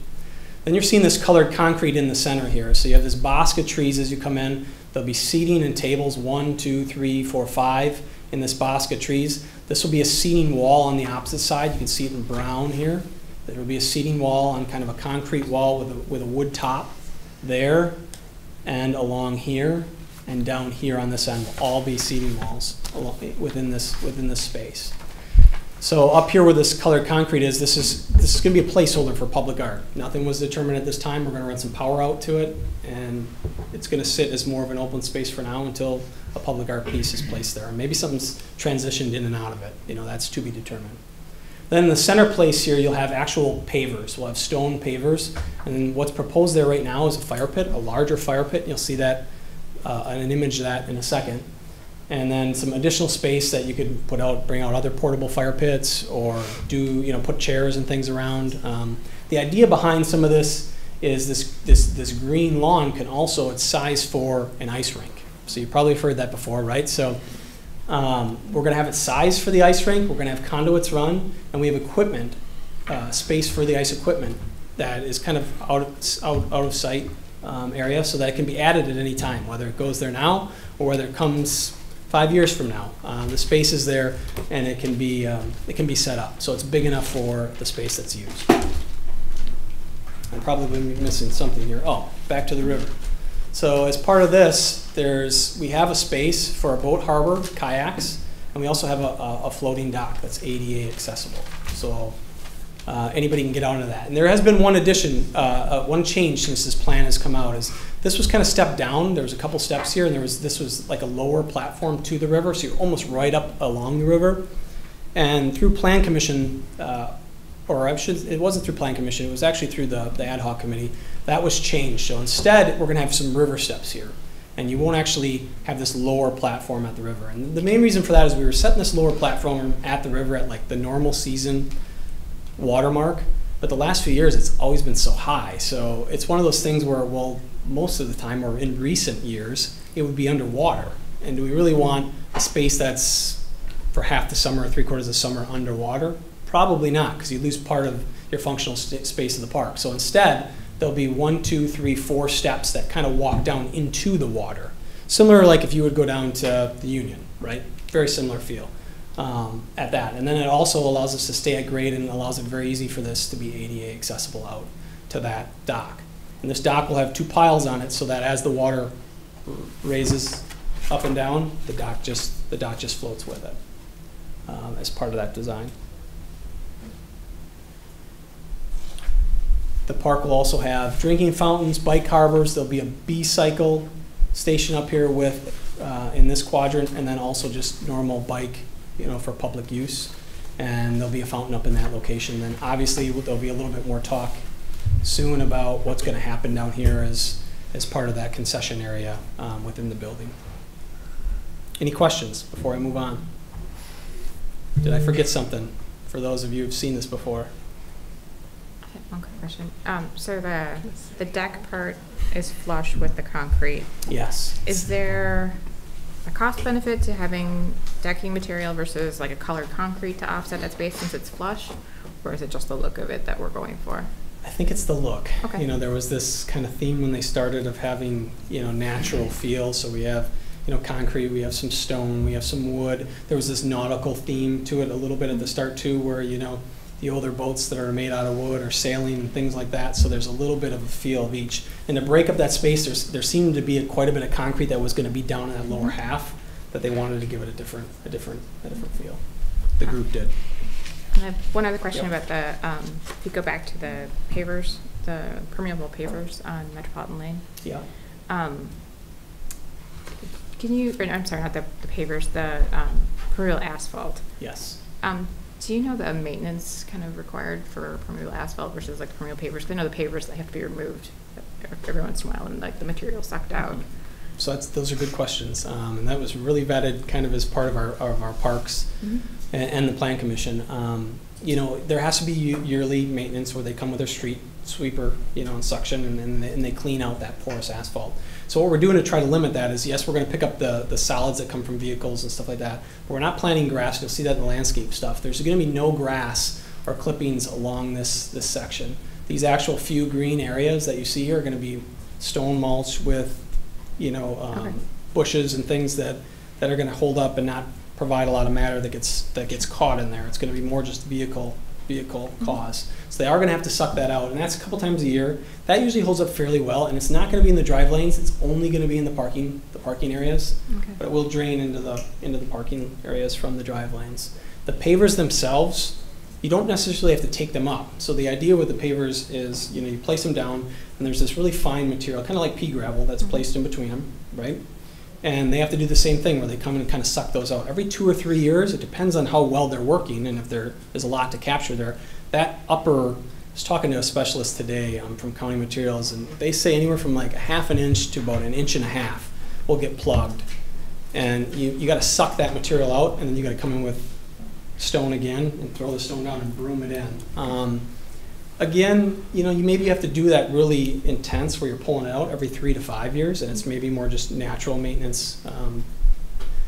What we would like to do, and I still have to talk to the Public Works Department about this, is when we bid this thing, you can do a 3-year maintenance with like the paver people install it. Maybe it would be good to have them do it for a few years and let the Public Works understand how they're doing it and what they're doing and what kind of equipment they're using, and make sure that they feel like they can maintain it. Because the last thing we want to do is put in all this good stuff and then have it slowly start to fail a little bit over time. The storm sewer itself, the hard storm sewer that's going to be designed, we're designing it as if everything does fail over time. Okay. So we are still taking into consideration that you aren't going to have stormwater issues down here if the pavers aren't working or the porous asphalt starts to plug up. The storm system that will be underground will handle it. So that was just kind of a thought when we went into it too, just in case. In our brand new, amazing back truck, thank you to everybody that yep, it's true. got that good for point. us. That'll take care of the pervious pavement. Okay. Yeah, very, they do very have. simply, very quickly and efficiently. And we've talked about putting no parking temporary for certain hours of 1 day a week, usually at night, overnight, or early morning, where it wouldn't allow parking in certain spots, and we can get in there and fully take care of everything. Yeah, you do have good equipment. That's good. That's a good point. Anyone have any other questions? I have a few more things. No, I can know go you do. I just okay. want anything but so far. I'm getting close. Stormwater management. So we talked a little bit about stormwater management, and the only thing I want to highlight on the slides, you can see all those different colored areas. We're supposed to get 40% TSS removal, total suspended solids, that would travel into their waterways. In this case, we're getting right around 53%. So we're kind of taking it above the standard, you know, a little bit above, showcasing this as a unique project and things that you can do other than your normal, you know, catch it in the drain and try to separate it there. And we'll walk through a couple of those in a second. As far as the streetscape and the public space features, this is sort of the blend of materials that we're looking for and that we're going to spec. I mean, you see their standard gray concrete. These will probably be the pavers around the fire area. Your concrete, your stone steps down into the water. You know, a brown colored concrete to kind of, you know, blend in with the gray and kind of create a contrast. Permeable pavers, this is a pretty popular one, this Harmony out of County Materials, and that's who I was talking to. You can see the space there in those pavers. You know, there's a decent amount of space where that sediment gets trapped. And then composite decking. So it won't be wood decking. They decided to go with a composite because of the upkeep of that large deck itself. Landscaping, just kind of the plantings and the trees. You can kind of see the trees. They're going to go out through this development. Some of the bio-plantings, the wet bio-plantings that will happen. Pretty simple pallets. And then some of the just the sedges and the grasses and the flowering plants that will be in the park. So it's not a real complex palette. We kind of flushed all this through the ad hoc committee, through Plan Commission to make sure it made sense. So we can just step through them really quick if you'd like. You know, here we're at Broadway Avenue. As we kind of come into here, here's your pavers on either end, right, on the parking. You can see the trees as they kind of come through here. When you get down closer to the park, there'll be sunken biobasins. So this will be like an urban biobasin where the water will come in. It will actually be set a couple feet below the street level, you know, to catch some of that storm water. As you get towards the park, there will be 1, 2, 3, 4, 5, 6 raised planters. So you'll get there, you'll have kind of these 2 sunken biobasins on either end, and then as you get to the park, where this intersection kind of elevates up and it's all at grade, you're then going to have some planters that are sitting there that are actual permanent planters that do 2 things, right? They kind of protect this area from people just driving right into the park because everything will be at grade, and at the same time, it'll also give you a lot of green and a lot of landscaping as you get into the park. So the street itself has fairly simplistic landscaping. So the idea is as you kind of come in, the street's like your normal street, but as you get closer to the park, it kind of greens up, and then you kind of look into the park and you see, well, whoa, this is a new space. You know, I want to pull over, I got to check this out. That was kind of the goal of the landscape architecture as we came through it. There'll be a little bit of screening out here near the yacht club on that end as we're kind of heading up to what would be Bridge Road now. And then the parking, like I mentioned before, that parking plaza connector will have stone mulch, but quite a bit of plantings, and the Plan Commission wanted to put a lot more plantings, trees, and lower plantings in there to at least add some green space because there is a lot of pavement there because we're trying to maximize parking as part of this development. So we did our best. That was pretty full of stuff. And then we get to the park. We mentioned it before, larger trees, kind of a bosque tree, shaded area, some lower level stuff. I didn't talk about it before, but there'll be a fence, kind of a privacy fence that runs all the way along this property and comes up and blocks, really, if you're in the park, it's 8 feet tall, it should block the site of kind of the yacht club. You'll kind of feel like you're in this little pocket between the new development and the fence. And it'll be landscaped very heavily along that fence side. You can kind of see all the small little circles that are out. And as part of that fence, there's going to have some art panels with it too. So there's going to be, I'm forgetting now if it's 3 or 5, where they can take sections of the fence off and put art up there, whether it's going to be some sort of a wood thing that they can tack on there, whether it's going to be a wrap thing like you saw at your well house, where you kind of have something that's wrapped with a gel type of art, whether it's a metal sculpture pane of art, it's there, it's a placeholder. Again, it's part of the fence.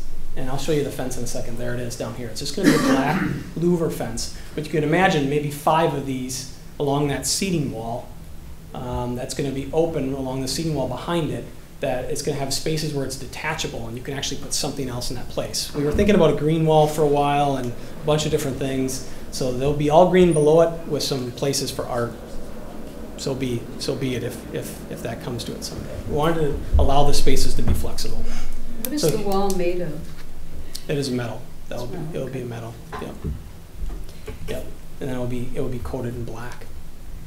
So it's a pretty heavy duty fence. She'll last This a long isn't time. that louvered fence that they were looking at? Yeah, it's like the louver fence where it's kind of slatted. Okay. Yep. It's kind of angled, right? The slats are kind of angled, so you can only see through it. And I forget if it's maybe 90 to 80% opaque. You're still going to be able to see a little light through. You know, you don't want it to be blacked out, but you're going to be able to see a little light as it goes through that space. We don't have to speak on this in great depth, but how is the art installations, how will those be determined? Who decides how that will go? Is there a particular It's city still a body? work in progress. Yeah. Okay. I don't think we plan on anything to be placed in until after everything's done. Right. Which is next year about this time, maybe next year in July, when everything's done. The space is there. Maybe you will have some art figured out, but if you don't, it's not that it has to be put in right away. The art committee's just kind of started within the past 6 weeks, I'd say. Right. Exciting. And if there's something that they can place in early, then maybe we just leave some things out in the contract for the contractor and you put them in right away. That would be fine. So a couple of the other things here. Here's those raised planters, pretty simple, but you can imagine them landscaped, I think, a little bit fuller. Tree grates. Here's kind of that urban bio basin that's sunk. It's a little hard to see in this picture, but it's down a couple feet along the roadway. Fencing, the floating dock will look very similar to this, and then kind of the fire pit. It doesn't look real big, but I believe that's 8 feet, 8 feet in diameter, so it's a pretty good size, that one there. And then some of the furnishings and other features. You know, you can see that linear bench wood top that we're talking about. This will be, again, black metal with wood tops, seating and chair combinations, your black trash cans, the drinking fountain, black kind of hooped bike racks. There'll be a bike repair station there, the B-cycle hub stuff, and then kayak racks. All this stuff, the site furnishings will be direct purchased by the city and installed by the contractor. So we still have time, and all that hasn't been completely vetted. That will be purchased over the winter and installed next spring. It's part of it. Attorney Cole, that will give him more power than he has here. Just commented, aren't those black seats going to get pretty hot in the summer? Yeah. Those are going to be in our shade box. Aren't they wood? They are wood. They're yeah. wood. Yeah. Okay. And I should point out, so this picture looks a little dark, but it's a black frame, and then that's a wood top and wood seats, and it might be lighter than that. You might want to go a little lighter to have a contrast that pops there. That hasn't been determined, and this looks darker in this picture. Okay. But you would be sitting on wood, back on the bottom and on the back of the seat. Well, we're looking at those, the drinking fountain with bottle filler. Yep. That's $15,000. Those are really expensive. That's what I thought. What? I think we put that in there as a lump sum estimate on what it costs when you put not only the fixture itself, but a manhole that includes the meter and all the plumbing associated with it. So when we've kind of priced these out before, that's what it comes out to. The actual drinking fountain fixture itself is $4,000 to $6,000. Compared to if you just did sort of a standard drinking fountain. 2 to 3. I mean, they're pretty expensive. But you'd still have to build the manhole. Right, because it has to be metered is where the extra expenses comes in. Okay. What was it when I was $50? And it's safe for everybody, even the pets, right? Lighting.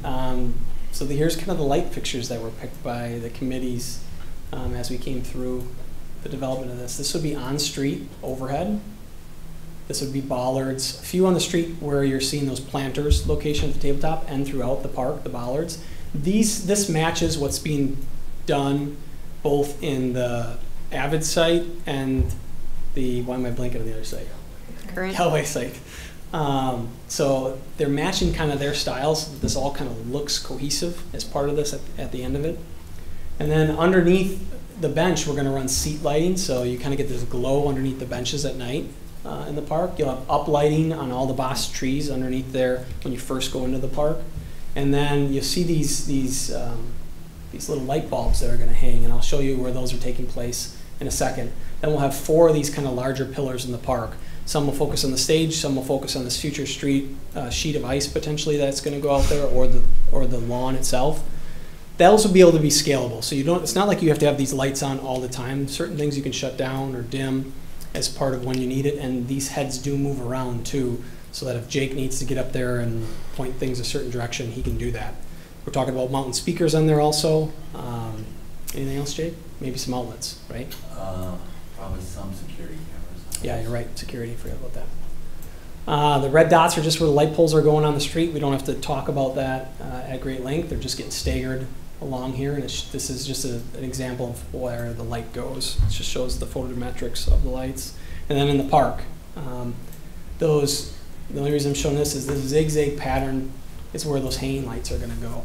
in the park. So you'll have your 4 bigger poles with those that I was showing you before. These poles here, they'll go in the 4 corners of that.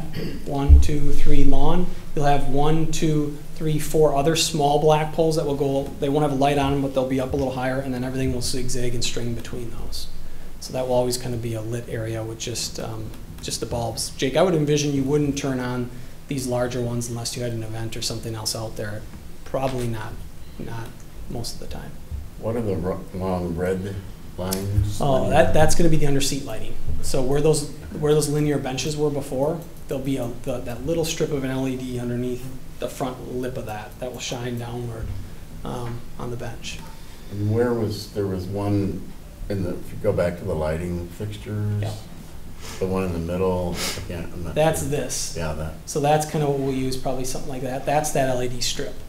That will go right along the bottom of the bench. One of those, not all 3. No, not all 3. It'll likely be that middle one I think we've used before. This one here. Okay. The ballards that are priced out on here, 16, is that just for the park, or is that including the whole streetscape? I think that also has these 4 that are right here. Because I thought 16 for a park is quite 4. a bit. 1, 2, 3, 4. Let's count them. I guess maybe not. 5, 6, 7, 8, 9, 10, 11, 12, 13, 14, 15, and maybe we have a magical one missing somewhere. I might not have highlighted it, but yeah, I think I didn't realize there would be that many. They don't give off a ton of light. Yeah. And we did set this park as a very low lighting level.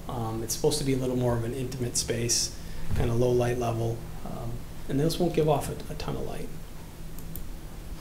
They're the same ones we have at Lotus and Tracetown. Yeah. There's quite a few out there if you go and count them. There are a lot more at Lotus. Yeah. That's all I really have. If there's any questions. Anyone? Jeff? Well, I want to say it again here. I mean, this is such an exciting project, and I am so impressed with you and Josh, and what you've done to kind of complete the vision. I know I said at one of the Plan Commission meetings that I really wanted us to knock it out of the park, and it seems like that's what we're doing. And I have this debate in my own company all the time. I say to my staff, meeting the code or meeting compliance is nothing to brag about. Getting 40% suspended solid reduction, you have to do that. So big deal. I think it's great that the city is going to show how we can do better. And I hope the council is excited by that.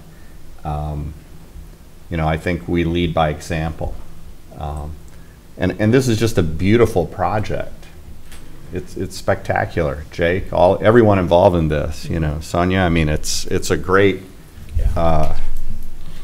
tribute to who we are. So the one concern that I had raised at Plan the last time was concern about too much light pollution, and the fact that we are along a waterway and we're in kind of a sensitive area. I mean, I've seen eagles flying through there, a lot of waterfowl, and at nighttime you can really play havoc on some of these migratory birds. And you convinced me in our discussion at Plan Commission was that we are being sensitive to that. We're planning for that. Most of the street lighting fixtures are down lights. We do have those, what do you call them, Bosch lights or something that illuminate the trees, and that's a really cool effect. I just hope we don't drive by at 3 in the morning and see the trees illuminated, that it's something that's on a timer. So. Yeah, we can control it a little bit. After your comment, I kind of went back and challenged my lighting guys a little bit, and they think they think the lighting levels are going to be appropriate, that they're not going to be overdone. And we got to make sure that there's the controls there, so if Jake wants to kind of mess with things a little bit, that he has the ability to turn things a little bit higher, a little bit lower, turn things off at certain times. Because it's not even that, it's even the people that are living there, right? Sure. Because there's going to be a lot of people that live in the apartments, in the ones that are being built and potentially on Building C that they're not going to want, and even across the river, right? The existing ones that are there, that they're not going to want that much light at certain periods of the night. Yeah. Well, Just very briefly, I want to thank the entire team for their consideration of accessibility, both for individuals with disabilities, but for bike traffic. I think that's really exciting, and I think is very, really important to our community to really encourage and promote that in various ways. So, thank you. Alder Wood.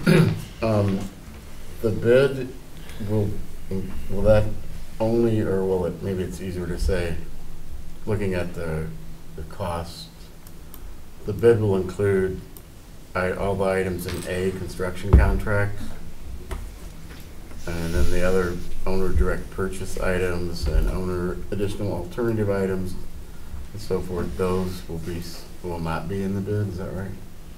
I'm trying to remember what you're looking at. Are you looking at just the park one, Mr. Wood? Is it just the park one? Yeah, it says Riverfront. Park space. Park space, yeah, and it's like 900 or close to 900. And then, right, Yeah. 860 or so? Yeah, 860. That will all be in the bid. And then there's stuff under that, right? There's some Yeah. owner furnished purchase things. Yep. Yeah. That will, you'll still have to expend those, but those will be direct purchases by the Parks Department. Those will be installed as part of that bid though. And I think there's a line item in there for that to install it, but I'd have to check. I don't know off the top of my head. I think you're right, I think I saw that. And then maybe this is a question for Mark, where the yellow highlighting is says non-TIF, is that what, everything in yellow is not? No, Jake had put the yellow stuff in there, Oh. just the things that have the thing that says non-TIF. So it's only the ones, just those lines? that are Yeah. non- okay. Yeah. Basically anything equipment related or things like fire pit stuff are all considered non-TIF related. How like pedestrian railing? Fencing? Is that what the highlighted, yellow highlights? It includes Yeah. some of that, yeah, like sod. It's TIF stuff. Jake, you had the yellow stuff highlighted. I'm not sure what that was all about. Yeah, we have some discretion about that. We thought that those might have been some grant eligible items that we had used or potential items that were going to be staged, whether it would be in this first phase this fall or next spring. But kind of going through them, they don't make a ton of sense. I wouldn't worry about the highlighted versus unhighlighted. We still have some DNR grant adjustments to make to our request that will be happening this week on some of those eligibility items. But for now, just treat it as non-information on the highlighted Was this items. part of when we were thinking about splitting the bid, and bidding some stuff It next could- spring yeah, and it- some this fall? I think so. I think that might have been what that was. Josh and I were talking about going, before the meeting, going through that and why it was like that. This, I think, was just the latest OPC that we've received from Strand, and we kept some of those highlighted items on there. Because some of the items that aren't highlighted obviously would be grant eligible items or items that would be done given this fall construction because they'd be stubbed in utility projects. So I think as Josh and I have talked about it, the first part of the construction process is always the digging and putting in all the underground infrastructure, and then in the spring would be the final park development with all the paths and the lighting, finished grading and seating for the park space. But we have a separate, in our grant application is where some items are highlighted that we included for eligible reimbursement cost. But those do not match up with what was highlighted here. Even though the costs are a little bit similar. We have a total grant request of $348,000, which is what we're still eligible for. So we'll get back to you. Answering your question, Alder Wood, the 860 is what's in the contract in a couple weeks that we bid. All full $860,000 worth of that work. There wasn't something that we were leaving out unless we're told by council tonight that we need to leave something out. And does that include the streets? No. Okay. This is just the park. No, the streets itself, I was looking at that today. And Mark, I'm not sure if you have that number in front of you, if you recall, but I was getting right around, oh boy, I'm put on the spot. What was I thinking? It's not 2. 2.4 was our budget. It was just right or just over, like 2.1, 2.2. So we're a little bit under where our budget was when we were trying to finalize those numbers. But with both, yeah, that's true. With both, it's just around 3, you know, with both. Just around 3, maybe a little bit higher than 3. The construction is kind of a tough one. It's broken up between 2 years. We got to get people to bid on it yet this year. It's kind of coming out at a unique time. I don't think that's a bad thing because they don't have to do it all this year, but the prices really have been drove up this summer on construction. Just a lot of work out there and a lot of, not enough people to build stuff right now. So we're just over 3, I think, in total, which would put us a little over 2 for the road. And I'm concerned about the price for the park. Yeah. I think this is way over what we had originally talked about. So I know Jake is talking about possible naming rights for the ice rink and some other, you know, grant opportunities and things like that. I'd really would like to see more of that. Right. I was going to.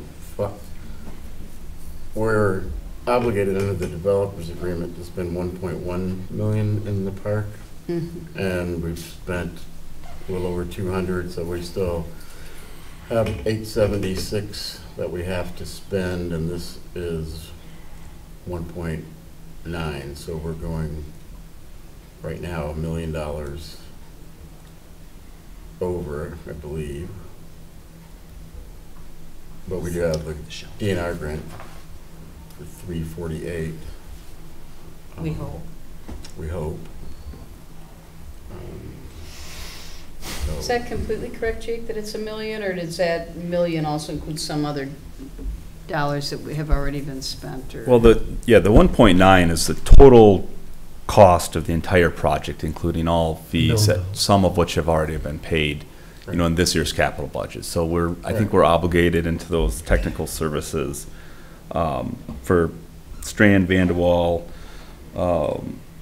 up to close, I would say, 195,000, you know, under that technical services portion of it is what you can kind of estimate what we have paid or are committed to paying.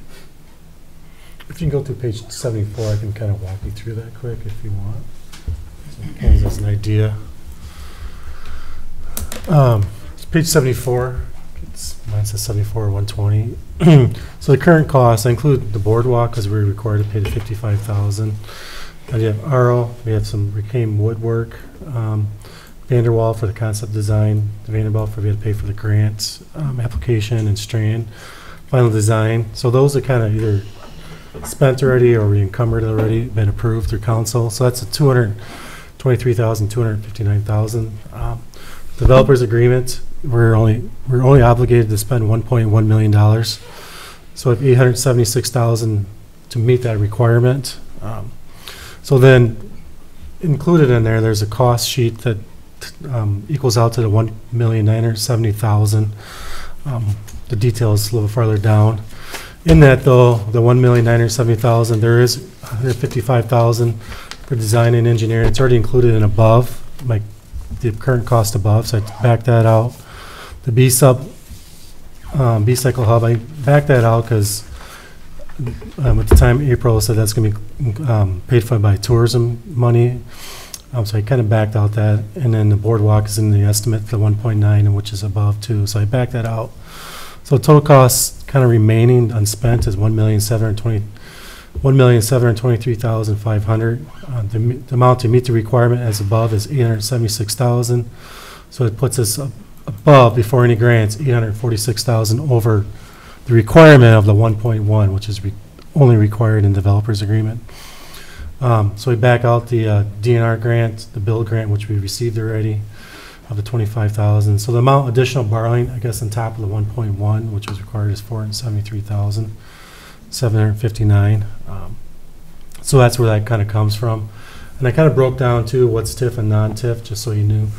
TIF is $1.1 million. The non-TIF, a lot of that's, so that'd be covered by general obligation, and just the general debt service is $960,000. So that ties to the $1,970,000. So. And the build-out is not covered by TIF, is that right, of the park shelter? Correct, and that's part of that, and that's included in 1,970,000. There's a line item in there, about 400,000, I believe it's at. Yeah, I would just echo the mayor's concerns about the expense, because no matter how you slice it, we're spending about $800,000 above what we're required to do, and by the agreement. And I realize, this park is special, and it's going to be special, and I think that's how it's been planned and designed. But yeah, if we could find other funding sources to serve. So the less we have to borrow above what we expected we'd have to borrow, the better. We're going to have to make a decision, though. I mean, we're sending out the bid specs next week. Correct. And then so awarding the bid specs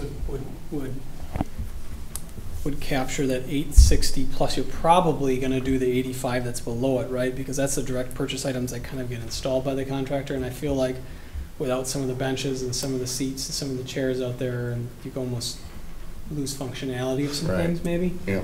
So if you take the 860 plus the 85, you're looking closer to the 940, almost 950 range that at least is going out in a couple weeks, unless we pull some things out of it. I just don't. We just should be cautious that if you pull some things out and you want to put it in later, make sure we can. Right. If you tell me, oh, we don't, that floating dock's $50,000, let's just not do that now. Well, to go put it in later, we got to track back across the park to go put it back in with some equipment. So you kind of, feasibility, certain things, would be harder. And the bid award would be what, about a month after? Yes. Yeah. The bid, it would come back to you in September. Andrew? Nothing more than a question. Is there a reason this wasn't on our previous agenda and now it's kind of going through the one meeting? That wasn't in July. This wasn't introduced to us in July. I think we are still probably working on final final design, and plan commission review. We were kind of backed up against a bunch of committees in order to get all this in when we decided to go. No, It was and I can appreciate that. Yeah, it was just a question of, because this is, this is quite a bit to. And if we have to, if we really have to push something, we could push the bid a little bit. We're just, at this point, the thing that's pushing the project overall is to at least get the project bid so we can get the sewer, get the water and the storm and stuff in, because the developer's ready to tie into some of this stuff. Like, they need some of these utilities. We want to allow the power and the gas to come in, so we got to make some final things for that to happen this fall. I know there was kicked around too a little bit about separating the bids, right? So the street would just go by itself, and the park could be a little bit later. But the park had to be committed to be done at a certain time with the developer also. And we got into this point of, well, if we build the street, how do we then build the park, right? So we were going to leave the tabletop intersection out and just maybe temporary asphalt that, track through there to build the park, and then work back out and build the tabletop intersection in the middle as we come out. But then we're wasting asphalt by doing that, and we got two contractors. So maybe for the best price, it would be nice to include it all as one. But if things have to be pulled out and moved around, I can understand that too. We could still consider that to some degree. But those decisions need to happen soon. Are we this $400,000 for the build-out, the park shelter build-out, now that isn't a real hard estimate, is it, from what you told me? No, and I'll have Doug Paul from RO come up and do the presentation on the shelter build-out. Basically, and he'll explain kind of the process of how an architecture firm works with a contractor that works with subcontractors on trying to get, pricing or adequate pricing. Right now, with some of the tariff restrictions and the climate of the construction world, these numbers are 20 to 40% higher on an estimate ballpark than maybe what they would do on an actual bid. And so when we go to, and Doug can explain it a little bit better, but when we go to say, hey, will you work out an estimate for us? They can say, well, we can, but then we have to go to the plumber and the electrician and have them look and spend time on the detailed plan set and say, this is how much each light fixture is going to cost, plus all, you know, they have to kind of go through that process like they're actually going to do the job. And so they may take a look at it, a brief cursory look at it, and say, it's $40 a square foot, or a rough estimate, and they're going to be conservative on that estimate. So when they go to bid that project, they can really put their, you know, pencil to the paper and be competitive with where we are. So obviously, you know, the shelter concession build out was designed to support activities within in the park. So this whole park plaza, through the ad hoc committee, through the Parks and Recreation Board, is designed not only to be an informal gathering space of people coming in and leaving the restaurant retail area, but also to be a program space. So we plan to have acoustical performances, exercise classes, events within that public space. And so we're going to be having the need to be able to have a facility both in summer, spring, fall, and also winter time for that interior space along with public restrooms. So to complement the existing development, the shelter build-out is to a higher quality and higher scale than what we'd see in our normal park system and a standalone park shelter. Some of these items, both in the park and the shelter, are in these grant-eligible submissions that we have. So some of the, whatever those costs are at a 50% reimbursable through this grant. So if we are awarded the grant, and I'm hopeful that we've had some continuing dialogue with our grant specialist, whatever those final costs come out to be is what that 50%, you know, reimbursement is. So we pay for it all, and then we get reimbursed for that 50%. So some of that strategy is we can put more all in the park, or we can combine some of it in the park and the shelter build-out, concession build-out, knowing that there are more items in the park that are TIF eligible versus the hard shelter components that are not. My recommendation is that we go out for bid on the park project first, wait to see what those numbers come back in, and then go out for bid on the shelter build-out. Though there are a few things I think within that shelter that could be reduced to help save on cost, but we also want to give the contractors the maximum amount of time to be able to complete that shelter build-out as we can, to gain the best possible bid that we can get. So we could pull the shelter build-out out of here. That's in here, right? Yeah, so that would be a separate, the shelter build-out would be a separate contract. That would not go in this street and park build-out. Okay. That would be a completely separate build-out, because they're not going to be ready. The latest I heard from McGann was somewhere like late January, February to start work on that interior build-out. Okay. And I don't believe in, Attorney Cole, correct me if I'm wrong, that we have to have that part of it ready to go by the development agreement. It's just, correct. it's just the park, yeah. Ideally, we'd have the restrooms and, at least the restrooms done by Right. that point, but. Mayor O'Connor, the item C there too isn't going to be part of it either. The 385. You know. What page are we on, right? I'm sorry. We're back on that estimate. 102, back on the estimate, okay. It's not necessarily as part of the bid initially. I mean, those Okay. are all things that the committee wanted, but wasn't part of this initial, Okay. right? Correct. So that 1.9 would be if we wanted to do the ice rink right away, $50,000 in public art right away, the B-Cycle Hub right away. 385 there is kind of that additional that we Right. did pull off of things that you didn't have to do in the park right off the bat. You could add it later and it wouldn't affect what you're doing now. I guess we'll wait for Alder Kitzler to come back. Is anyone else, Alder Spate? So I wanted to talk a little bit about the B-Cycle station, because I think that's a really important part of this development, and yet it's also something that we're making a commitment long-term for the city to be spending money on this. And so what are the numbers on that? Is $36,000 what it costs to get it? Is that the annual fee to have it? Like, what is that number? That number is the cost for the supply and installation, initial installation of the B-Cycle and the bikes. There's an ongoing yearly maintenance cost of roughly $10,000.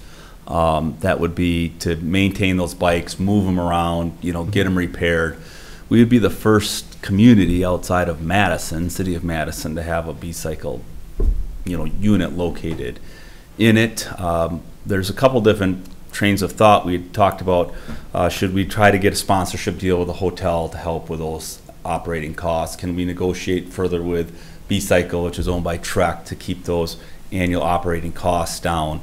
You know, can we use tourism funding to help pay for not only the installation of it, but the ongoing, you know, maintenance and that annual operating cost that we would have? You know, we had looked at Schluter Park as an additional kind of stopping point to kind of complete that circle around the lake, and really invite people to, you know, tour Monona on B-Cycle and spend additional time at our businesses and our public spaces. I think the allure of it is we see a lot of red bikes in Monona, right? We see a lot of B-Cycles coming through town. In our conversations with the folks from B-Cycle, they said the port that rents out the most is at the hotel on John Nolan. So the Sheraton Inn is where the most B-Cycles leave from. And so it's a very attractive thing to do for hotel visitors, is to jump on those and be able to go experience downtown Madison.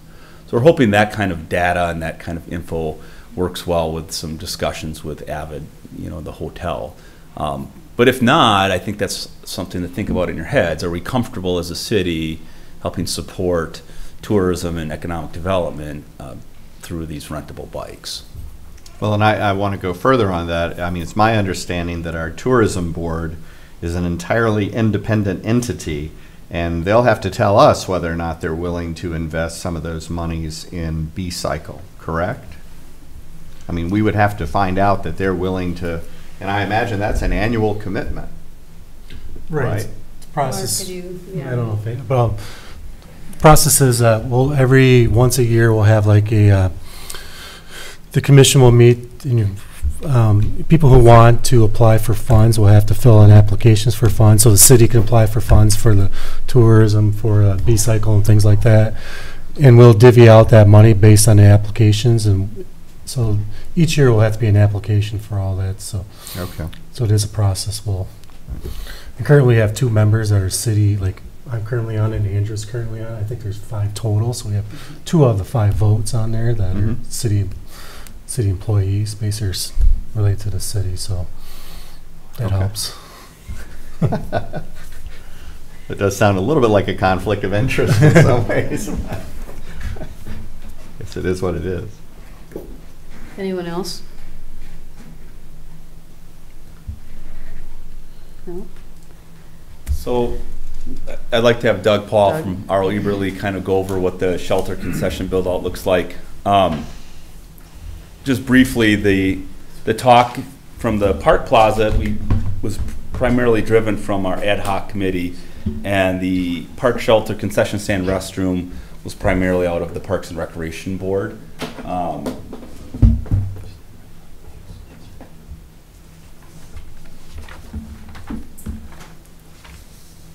And Doug will bring that up, but the goal of this building was to, you know, supplement informal use of the park with the public restrooms, mesh in with the private development as we basically be tenants of that retail space, but also be able to have kind of a true 4 seasons facility that we could use throughout the season, throughout the year. So Doug will kind of touch on the design plan, and Brad Bruns here to relay any information that facilities committee had during our 2 or 3 meetings we had there. Yeah, so I started working on this in January, and Jake and I did go and see some other parks and concession type facilities that were similar to what we were thinking we were going to do here, including Red Arrow Park in Milwaukee, to look at their ice skating rink, because they rent skates to kids all day there. They run the ice rink. It's actually a Starbucks. It's like a partnership with a Starbucks, but we got to see all their equipment and how they run it. So we got a little bit of an education on how we were going to do it.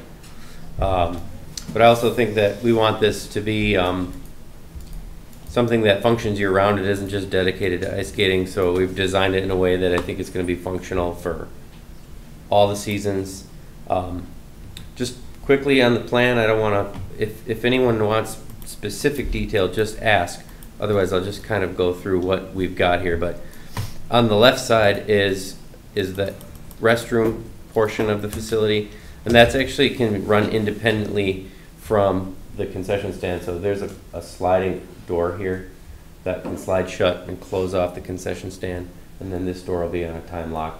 So that bathroom can function for the park during park hours. Tile floors, tile wet wall. We designed it to be as durable as any of your other park bathrooms. Changing stations, hand dryers, things like that. Moving into the concession stand, we've got a small utility room, a storage room. Those rooms are jam-packed with furnaces, panels, water heaters, all the stuff that we need to run the space. It's a very compact space. We tried to get as much out of it as we possibly could. But this is kind of like the main queuing area here for what we witnessed, like 30, 40 kids coming into a place off a bus to rent skates. So we tried to accommodate that with open space and then benches to change your shoes and stuff. You could add seating in here in other seasons maybe, or depending on how you're using the skate rental counter in the summer, you might be renting other equipment like things to play out in the grass with, games, whatever. Maybe there's other concessions that can be served out of here as well. So the skate the skate storage is designed for ice skates, but it also be like flexible enough to store other things on there as well. And then over here in the concession area, we've got basic food service stuff for whatever food program that they're going to put together. At the moment, it's like popcorn, cookies, drinks like hot chocolate and stuff like that. And that could be kind of, seasonally modified. There's a little candy vending thing here, an ice cream vending thing here, and all the workspace. And then we've got flexible tables here. So these are like 4 top tables that you could probably fit 5 or 6 people at. They're on wheels, so you can move them around. Movable tables along the back bench here, and then kind of a fixed table along here. And then a fireplace kind of here anchoring the space. So as we watched the park plans get developed, we thought this space really needed to match the fun of the park space outside. So we started developing an interior that spoke to the aquatic and nautical themes of the space. So you can see here, the floor plan is more or less the floor plan you've been looking, but the ceiling evokes kind of Lake Monona and a wood dock that surrounds that, and that's all kind of nicely integrated with the fireplace. These somehow got super zoomed in between when I was sitting and when I walked up here. So this is kind of the view from the entrance, and you can see the fireplace, the ice skates off to the right, and then this wood ceiling element, which is again the outline of Lake Monona with like a reference to Yahara River over here. I would just interject, all the wood that you see in this photo is reclaimed wood from Woodland Park. Right. So we had to remove about 30 oak and hickory trees in Woodland Park. That yielded over 60 logs that were sent to a mill down in Monroe, Wisconsin. Those have been milled up, yielding over 4,000 board feet of lumber. So retail price on that wood alone is $25,000, $30,000, and we spent a little under $5,000 in the milling process. So that would be another sustainable success story with the city of Monona, that we'd be able to utilize some reclaimed wood from another park space. Right. So kind of wanting to echo the quality of the park with this space and have it, so when you come to the park and you see how good it is, you don't want to walk into the concession stand and then it's like, this cinder block bathroom with some candy and stuff. Wanted it to compete with the surrounding activities. There's going to be a for-profit commercial restaurant right next door. So what is going to motivate people to come use this space? So again, that's what drove kind of the added features and elements of this space that are not what you would maybe ordinarily expect. Also, being that it's a space for the public, it's really designed to be very durable. So when we worked with the facility committee on this, this floor is like a rubber floor that you can just walk across with skates on.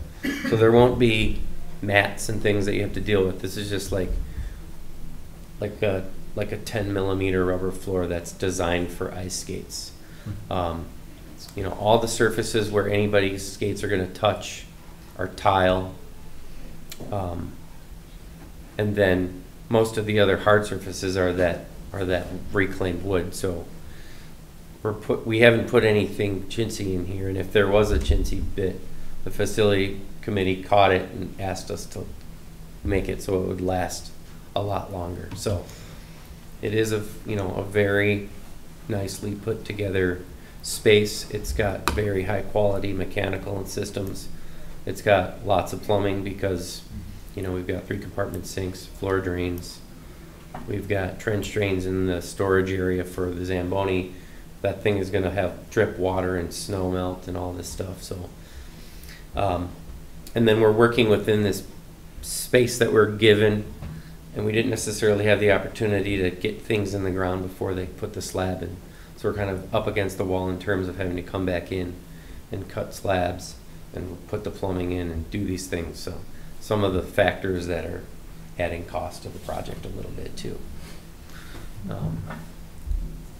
So that's the plan. The 2D floor plan here, you can kind of see how that ceiling plan looks in plan. It is indeed the outline of Lake Monona. We're trying to keep it as clean and dark as possible so it has this lake-like effect up there, this upside-down space, which we think is really fun. And then surrounded by these highly functional, carefully planned out service areas. So, if anybody has any questions or wants to see any more detailed drawings, let me know. Chad? I hadn't caught the Lake Monona feature until the presentation tonight. I'm wondering, we passed that ordinance earlier about safety. If we put a body of water on the ceiling, do we need a rail around it? This is the question. It's got a deck. So. Yep. If you can flip the gravity, then we'll have a problem. You're not putting that in. I think it looks awesome. I'm really excited about this. Are there changing stations in both restrooms? Yes. Thanks. That is a Monona Parks standard. Glad to hear it. That is even baby changing seats in the bathroom stalls as well.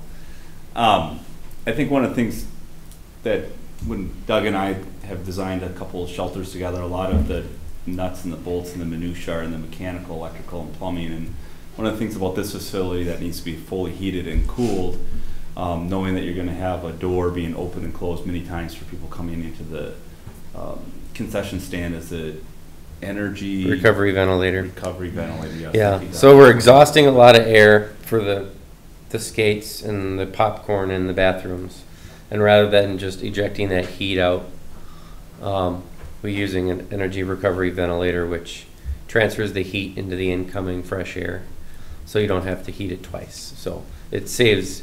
It's expensive upfront cost, but it pays for itself in the long run by saving heat. So. And I assume makes it more comfortable. Well, it will be. It will be the same as it would have been if we were wasting all that energy, but it's more comfortable knowing that you're not spending money heating air and just shooting it out the building. So, yeah, it's an added feature, but it's something that we're kind of pushing towards doing. When the bigger the scale projects get, the more that actually becomes a code requirement, but at this scale, it's an option that we've chosen. Anyone else? Zamboni is extra. Yeah. Maybe in place of Jake's boat. Let's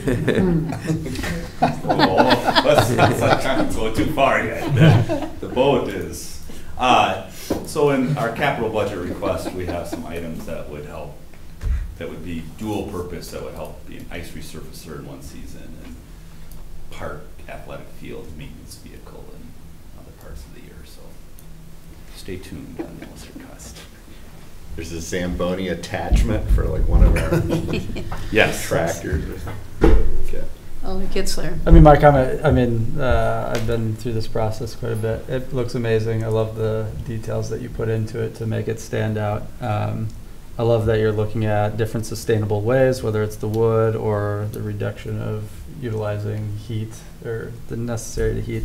And the one thing I want to make sure, and I'm sure we're doing this, is, and it seems like we are, doing this correctly, because obviously we have the Winnequa Park shelter that is also meant for all seasonal use, and that was designed in a way that either heats it or and maybe that wasn't our design, maybe that was the contractor, who knows, but as long as we're able to use this in all seasons, people are warm inside, we don't have to have pipes breaking. No, that's This an looks amazing. example that I've been aware of since Fireman's Park, which was like the one right after that. It was like this big deal, you know, and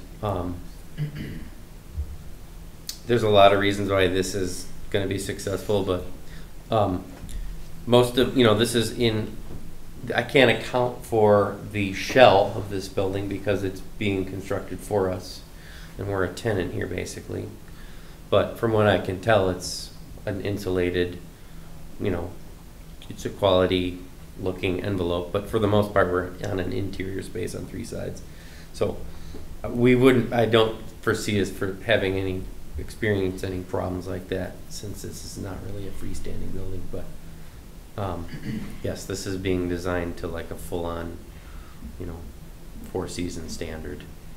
So, Not to belabor this, so what is the process for making sure that it stays heated in the winter? I'm just thinking with the doors opening and shutting all the time. I mean, I know some, I don't know if it's Target or some stores have like a heater blowing down on you as you walk in, that I think creates this little bit of barrier to reduce the need to turn up the heat every time. Air curtain? Yeah. Do we have anything of that? We don't have an air curtain on this. You know, a lot of times those are, if they have like, I think, you know, they have a lot of doors that are opening constantly and then they kind of stay open. And that's their effort to try to save some energy. You know, there's going to be like an area around the door that probably gets chilly a little bit, like as the doors are open and closed. But you know, this furnace is designed to keep up with the heat load for the space. Size appropriately. Yeah. Okay. So it'll catch up as whenever there's a little burst of cold air in there. That and when you come off the ice from being outside, you're going to be so bundled up with clothes on that. I'm more or less thinking the people that are sitting there like enjoying their hot cocoa. Yeah, Taking it their would jacket be on. nice to have a vestibule, Yeah. but we would sacrifice some space probably. The, So the fire being next to the door as well is going to. That's true. it's gonna be Clean most cold. of that draft. Anyone else? Okay, I think it's beautiful, and thank you, everyone concerned with the park. It is, I wish the price wasn't quite so beautiful, but I agree. it is. And More Alderwood has to leave in about 2 minutes, but I have been down there twice now with Alder Kitzler arranged to do a little tour, and I'm really surprised at how much larger the space is, at least the way it looks right now, than I was envisioning from everything I'd heard. So that was a nice thing to hear.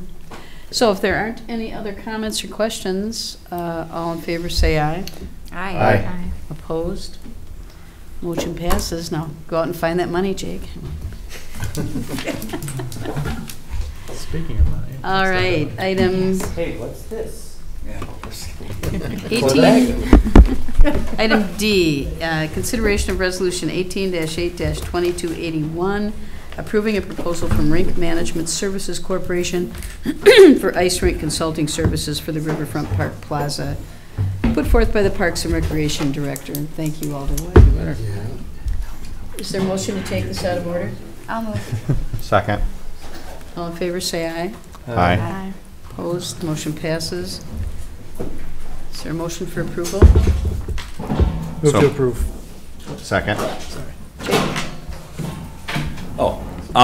So this consultant proposal would allow us to work with Josh and Strand on the final bid specs for potential ice rink, the chiller, the electrical requirements, the plumbing, provide all those bid specs so we could have a variety of manufacturers actually bid on that ice rink package. It would also review our staff proposed management plan for operations of the ice rink and provide an opinion on the sheet that's in your packet on expected revenues and expense, and kind of look at an operating plan. So this firm does seasonal rinks all over the United States.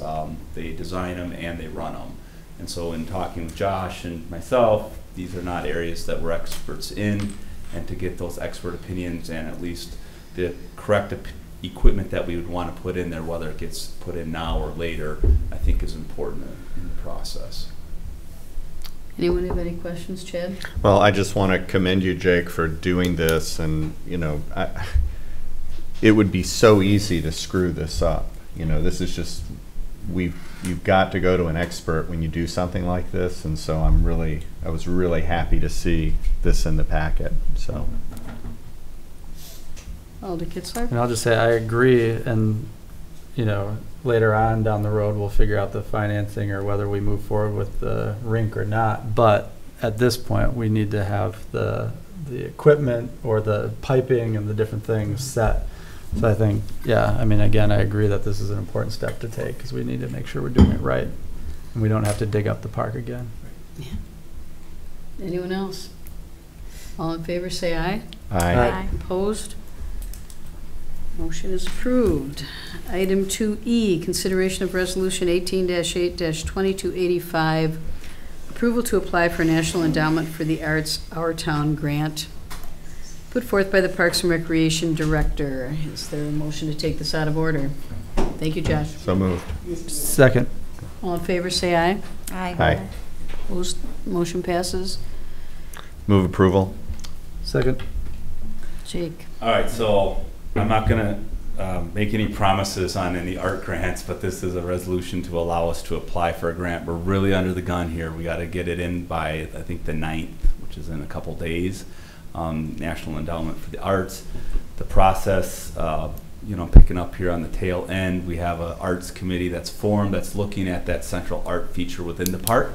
We do have a budgeted line item right now in that 1.97 of $50,000 for an art feature, and so we would leverage that kind of budgetary money in our grant proposal, working with the committee on what that art feature would look like. So this is kind of that first step in the process of typical grants that we have a resolution from our governing body allowing us to apply for the grant. Any questions?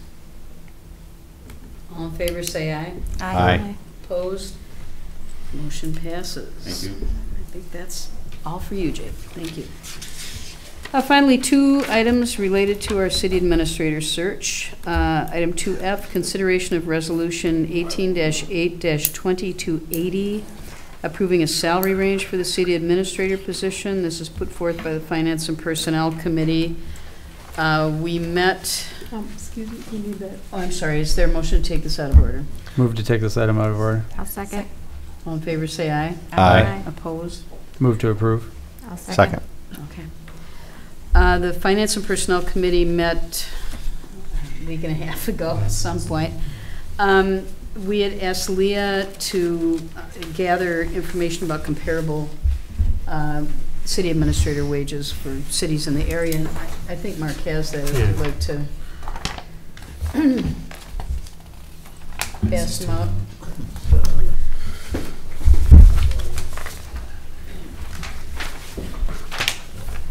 Basically, our current administrator's salary was the second lowest in the area. And we were just very cognizant of the fact that we wanted to be sure that we had a high enough salary range that we would get a good range of applicants. So that is why we decided to set it at 102.5 to 130. So we need the council to approve this. You do have a copy of the job description that we've been working on quite extensively. Also in your packet, that's not something we're going to vote on, have the council vote on. However, if you do have any input in terms of anything you might want to suggest we should add, please send me an email about it and we'll consider it. We're hoping to get this posted either end of this week or early next week on a variety of sites. Right now, the plan is that we will do this in-house. Leah will handle the organization and process kind of thing, and I'll be appointing a committee to review the applications, narrow it down. Eventually it will come, the council will be involved in interviews and probably some kind of somebody will be involved in some kind of a social event. We just know it's not going to be like the social event last time, which some of you weren't here for, but a lot of people weren't happy with. So anyway, what we need right now is a vote to approve the salary range. So any questions or comments? Can I apply? Can you apply? You can. Anyone else? Okay, hearing none. All in favor, say aye. Aye. Opposed? Motion passes. And finally, our last item, item 2G, consideration of resolution 18-8-2286, approving a temporary salary adjustment for the interim city administrator. This is again put forth by finance and personnel. Is there a motion to take this out of order? So moved. Second. All in favor, say aye. Aye. You have the motion to take it out of order. That's what this was. Yep. Oh, I'm sorry. I thought, yeah. I'll I'm move glad someone approval. else is confused. Is there a motion to approve? I'll move approval. Chad?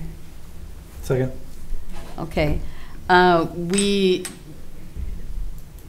Mark is taking on additional responsibilities as the interim administrator. Last time, we paid him an additional $1,400 a month for those responsibilities. We proposed $1,500 a month this time. And Mark is agreeable to that amount. So we're asking you to approve the temporary increase in his salary. Is there any comments or questions? Hearing I mean, none? yeah. Sorry. I'm just gonna. Chad? I know we have to get out of here, but I mean, my reaction to it at first was, "Is that enough?" I mean, if someone's agreeable to sign. Mark is a dedicated. I mean, it's awkward. We're here in open session, and he's sitting right here, but he's a dedicated public servant to this community, and I mean, No, it's plenty. So I'm fine okay. with it. Well. Yeah, I appreciate the offer. Okay. Thank you, Chad. And I would, not that I don't appreciate Mark, but there are other staff who are going to be having to step up too. Okay. Both for this position and the planner commission. And we have to work with Mark. And right. Mark so far has been terrific. Joan gets 2,000. Pardon? Joan gets a $2,000. Yeah. So anything else? All in favor, say aye. Aye. Opposed? Motion passes. Thank you very much. On to reports of committees, commissions, et cetera. Alder Groupie. The library vestibule remodel is now in full effect, so the Schluter Road entrance will be closed the duration of the project, so you have to use the lower entrances. And FOMLASH, the Friends of the Monona Library annual scavenger hunt, also has begun, and it's sort of a citywide scavenger hunt where you have teams and sort of commit different acts of kindness around town and take pictures of your team. And so it started up, and you're welcome to recruit a team and get going on that, and just sort of to publicize the library and to benefit the Friends. So, Thank you. Alder Spate? Nothing to report. Alder Kitzler? I'm blanking. Next week is National Night Out. I don't know if you're going to mention that, but there's great activities. There's going to be free Babcock ice cream. There's apparently the mounted police force of Madison will be there as well. I don't know if there's going to be a fly-in, but I believe that's happened before. So I know our Parks and Rec Board meeting was canceled, so we could all attend that. So hopefully everybody attends. And I know Mayor O'Connor is going to mention this a little bit more in a second, but I also wanted to thank Jake, Missy, the Public Works Department, everybody at the city that played a little or small part in making Monona a great community to host the All-City Swim Meet. I heard nothing but great comments, even from the people that are hosting it next year, asking how they're going to ever top what we did here. So, kudos to everybody that was involved. I know Rhonda, who is one of the chairs of the committee, often says that working with the city has never been better compared to years previous. So great thing to everybody. Great to hear. That's all. Alder Coor. Thursday night is media committee, and it's Lindsay Wood Davis's last meeting. And as many of you may know, he was instrumental in getting VMO off the ground, and he's stepping away from the committee and his responsibilities with WVMO. So I just wanted to publicly thank him for his service. And I second Alder Kitzler's promotion of National Night Out. I may or may not be in the dunk tank at 5:30. So I did hear that rumor. Yes. How much are the balls going to double for you. Yeah. So that was all. Okay. Jake, did you have something? In true Lindsay Wood Davis style, 3 things. Yeah. Number 1, great job, All-City Swim and Dive Board from Monona. I can't think of a more passionate, dedicated group of volunteers that put this thing together. They made us collectively look great here in Monona by the intense organization and attention to detail. So a lot of wonderful Monona families helped put this thing on. I got 0 complaints from people, which never happens, about events. And just a lot of kudos in the atmosphere here. So Monona put itself in a great light. 2, please attend National Night Out. We will also have a live concert with Linda and the Zeros, and Park and Rec will be selling beer, so what's not like. And I'll be emceeing the concert, so. That is correct, Molly. Don't miss it. 3, we had a very successful traveling beer garden last Thursday night at Schluter Park with some of those great Edison-type bulbs that you'll be seeing at Riverfront. And we are going to do our second rescheduled, which has not been announced, so tonight is the announcement. If there's anyone still watching at home, it'll be on Thursday, August 30th from 5 to 8 p.m. Again, we will have live music, acoustical music, beer sales, and all the ambiance that Schluter Park has. So, Lindsay, I hope that suffices to your demands. And just on a personal note, Lindsay Wood Davis has been really instrumental in giving us pointers and feedback on how Park and Rec and the city overall can utilize the radio station and all the benefits that it has. And his leadership and dedication and enthusiasm will be sorely missed, but I'm sure that there'll be lots of people that'll take many to step up and take on that role. So thank you, Lindsay. And I think it's going to be really important for all of us to keep up that enthusiasm and keep thinking about ways to use the radio station and not forgetting about it. So, well, can I do one more? Sure. I know that I've already spoken several times, so thank you for your patience. August 14th is the primary election day, so please make sure that you are registered to vote. Vote early if you like, but make sure you cast your ballot on the 14th. It's really important to participate. So, City Clerk, I imagine you have something to say about that too, right? I guess that was some thunder. Yes, get out and vote. We'll be all ready for you. Absentee voting in person at City Hall ends on Friday. And mail out will end on Thursday, but really consider not trying to do something mailed after tomorrow, actually, because of the timing of the mails these days, and we want your vote to count. So please, if you can, if you want to vote absentee, please come to City Hall. We're ready for you there, and we're ready for the election. So thank you. Interim Administrator. Just one thing. We got our, I don't know if much know, we had an equalized value just came out. Our equalized value increased 5%, right around the average, which was Dane County's between 5 and 6%. So, so that's a good number to have. Anything else? No, that's it. I just, as you all know, our former Administrator Little has left for another job with the state, so Mark will be the interim. Our city planner is also leaving as of the 17th, and we are going to focus on hiring an administrator first, and once we see what kind of experience our new administrator has, then we will work on the planner. So we've got a variety of options for covering Sunny's responsibilities. Are going to be spread amongst different people depending on what the particular committee is or whatever. All I would ask of you is if you are, and Mark asked the staff about this at our meeting, at the staff meeting this morning, which I attended, but please, if you are planning, if you go to ask the staff to work on any kind of a project or whatever, you know, anything other than, you know, who's coming to the meeting or whatever, would you please make sure that Mark is copied on any emails, like if you're asking for them to put together a bunch of information or something, just so he knows, can keep track of what staff is doing. And this is something we've always liked alders to do, but I think sometimes there's been some stuff going on the sides that the administrator didn't always know about, so we're just kind of trying to keep everybody in the loop. So if you could keep that in mind.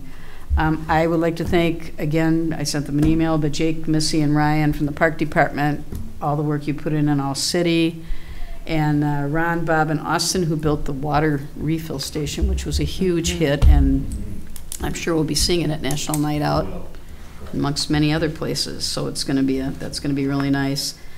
And again, everything I've heard about working the Swim and Dive Club was they were really great. So it was a great event for Monona and a nice way to showcase what we have here. I think that's everything. So we have no appointments. Is there a motion to adjourn? Move to adjourn. I'll second. All in favor, say aye. Aye. Opposed? We are adjourned.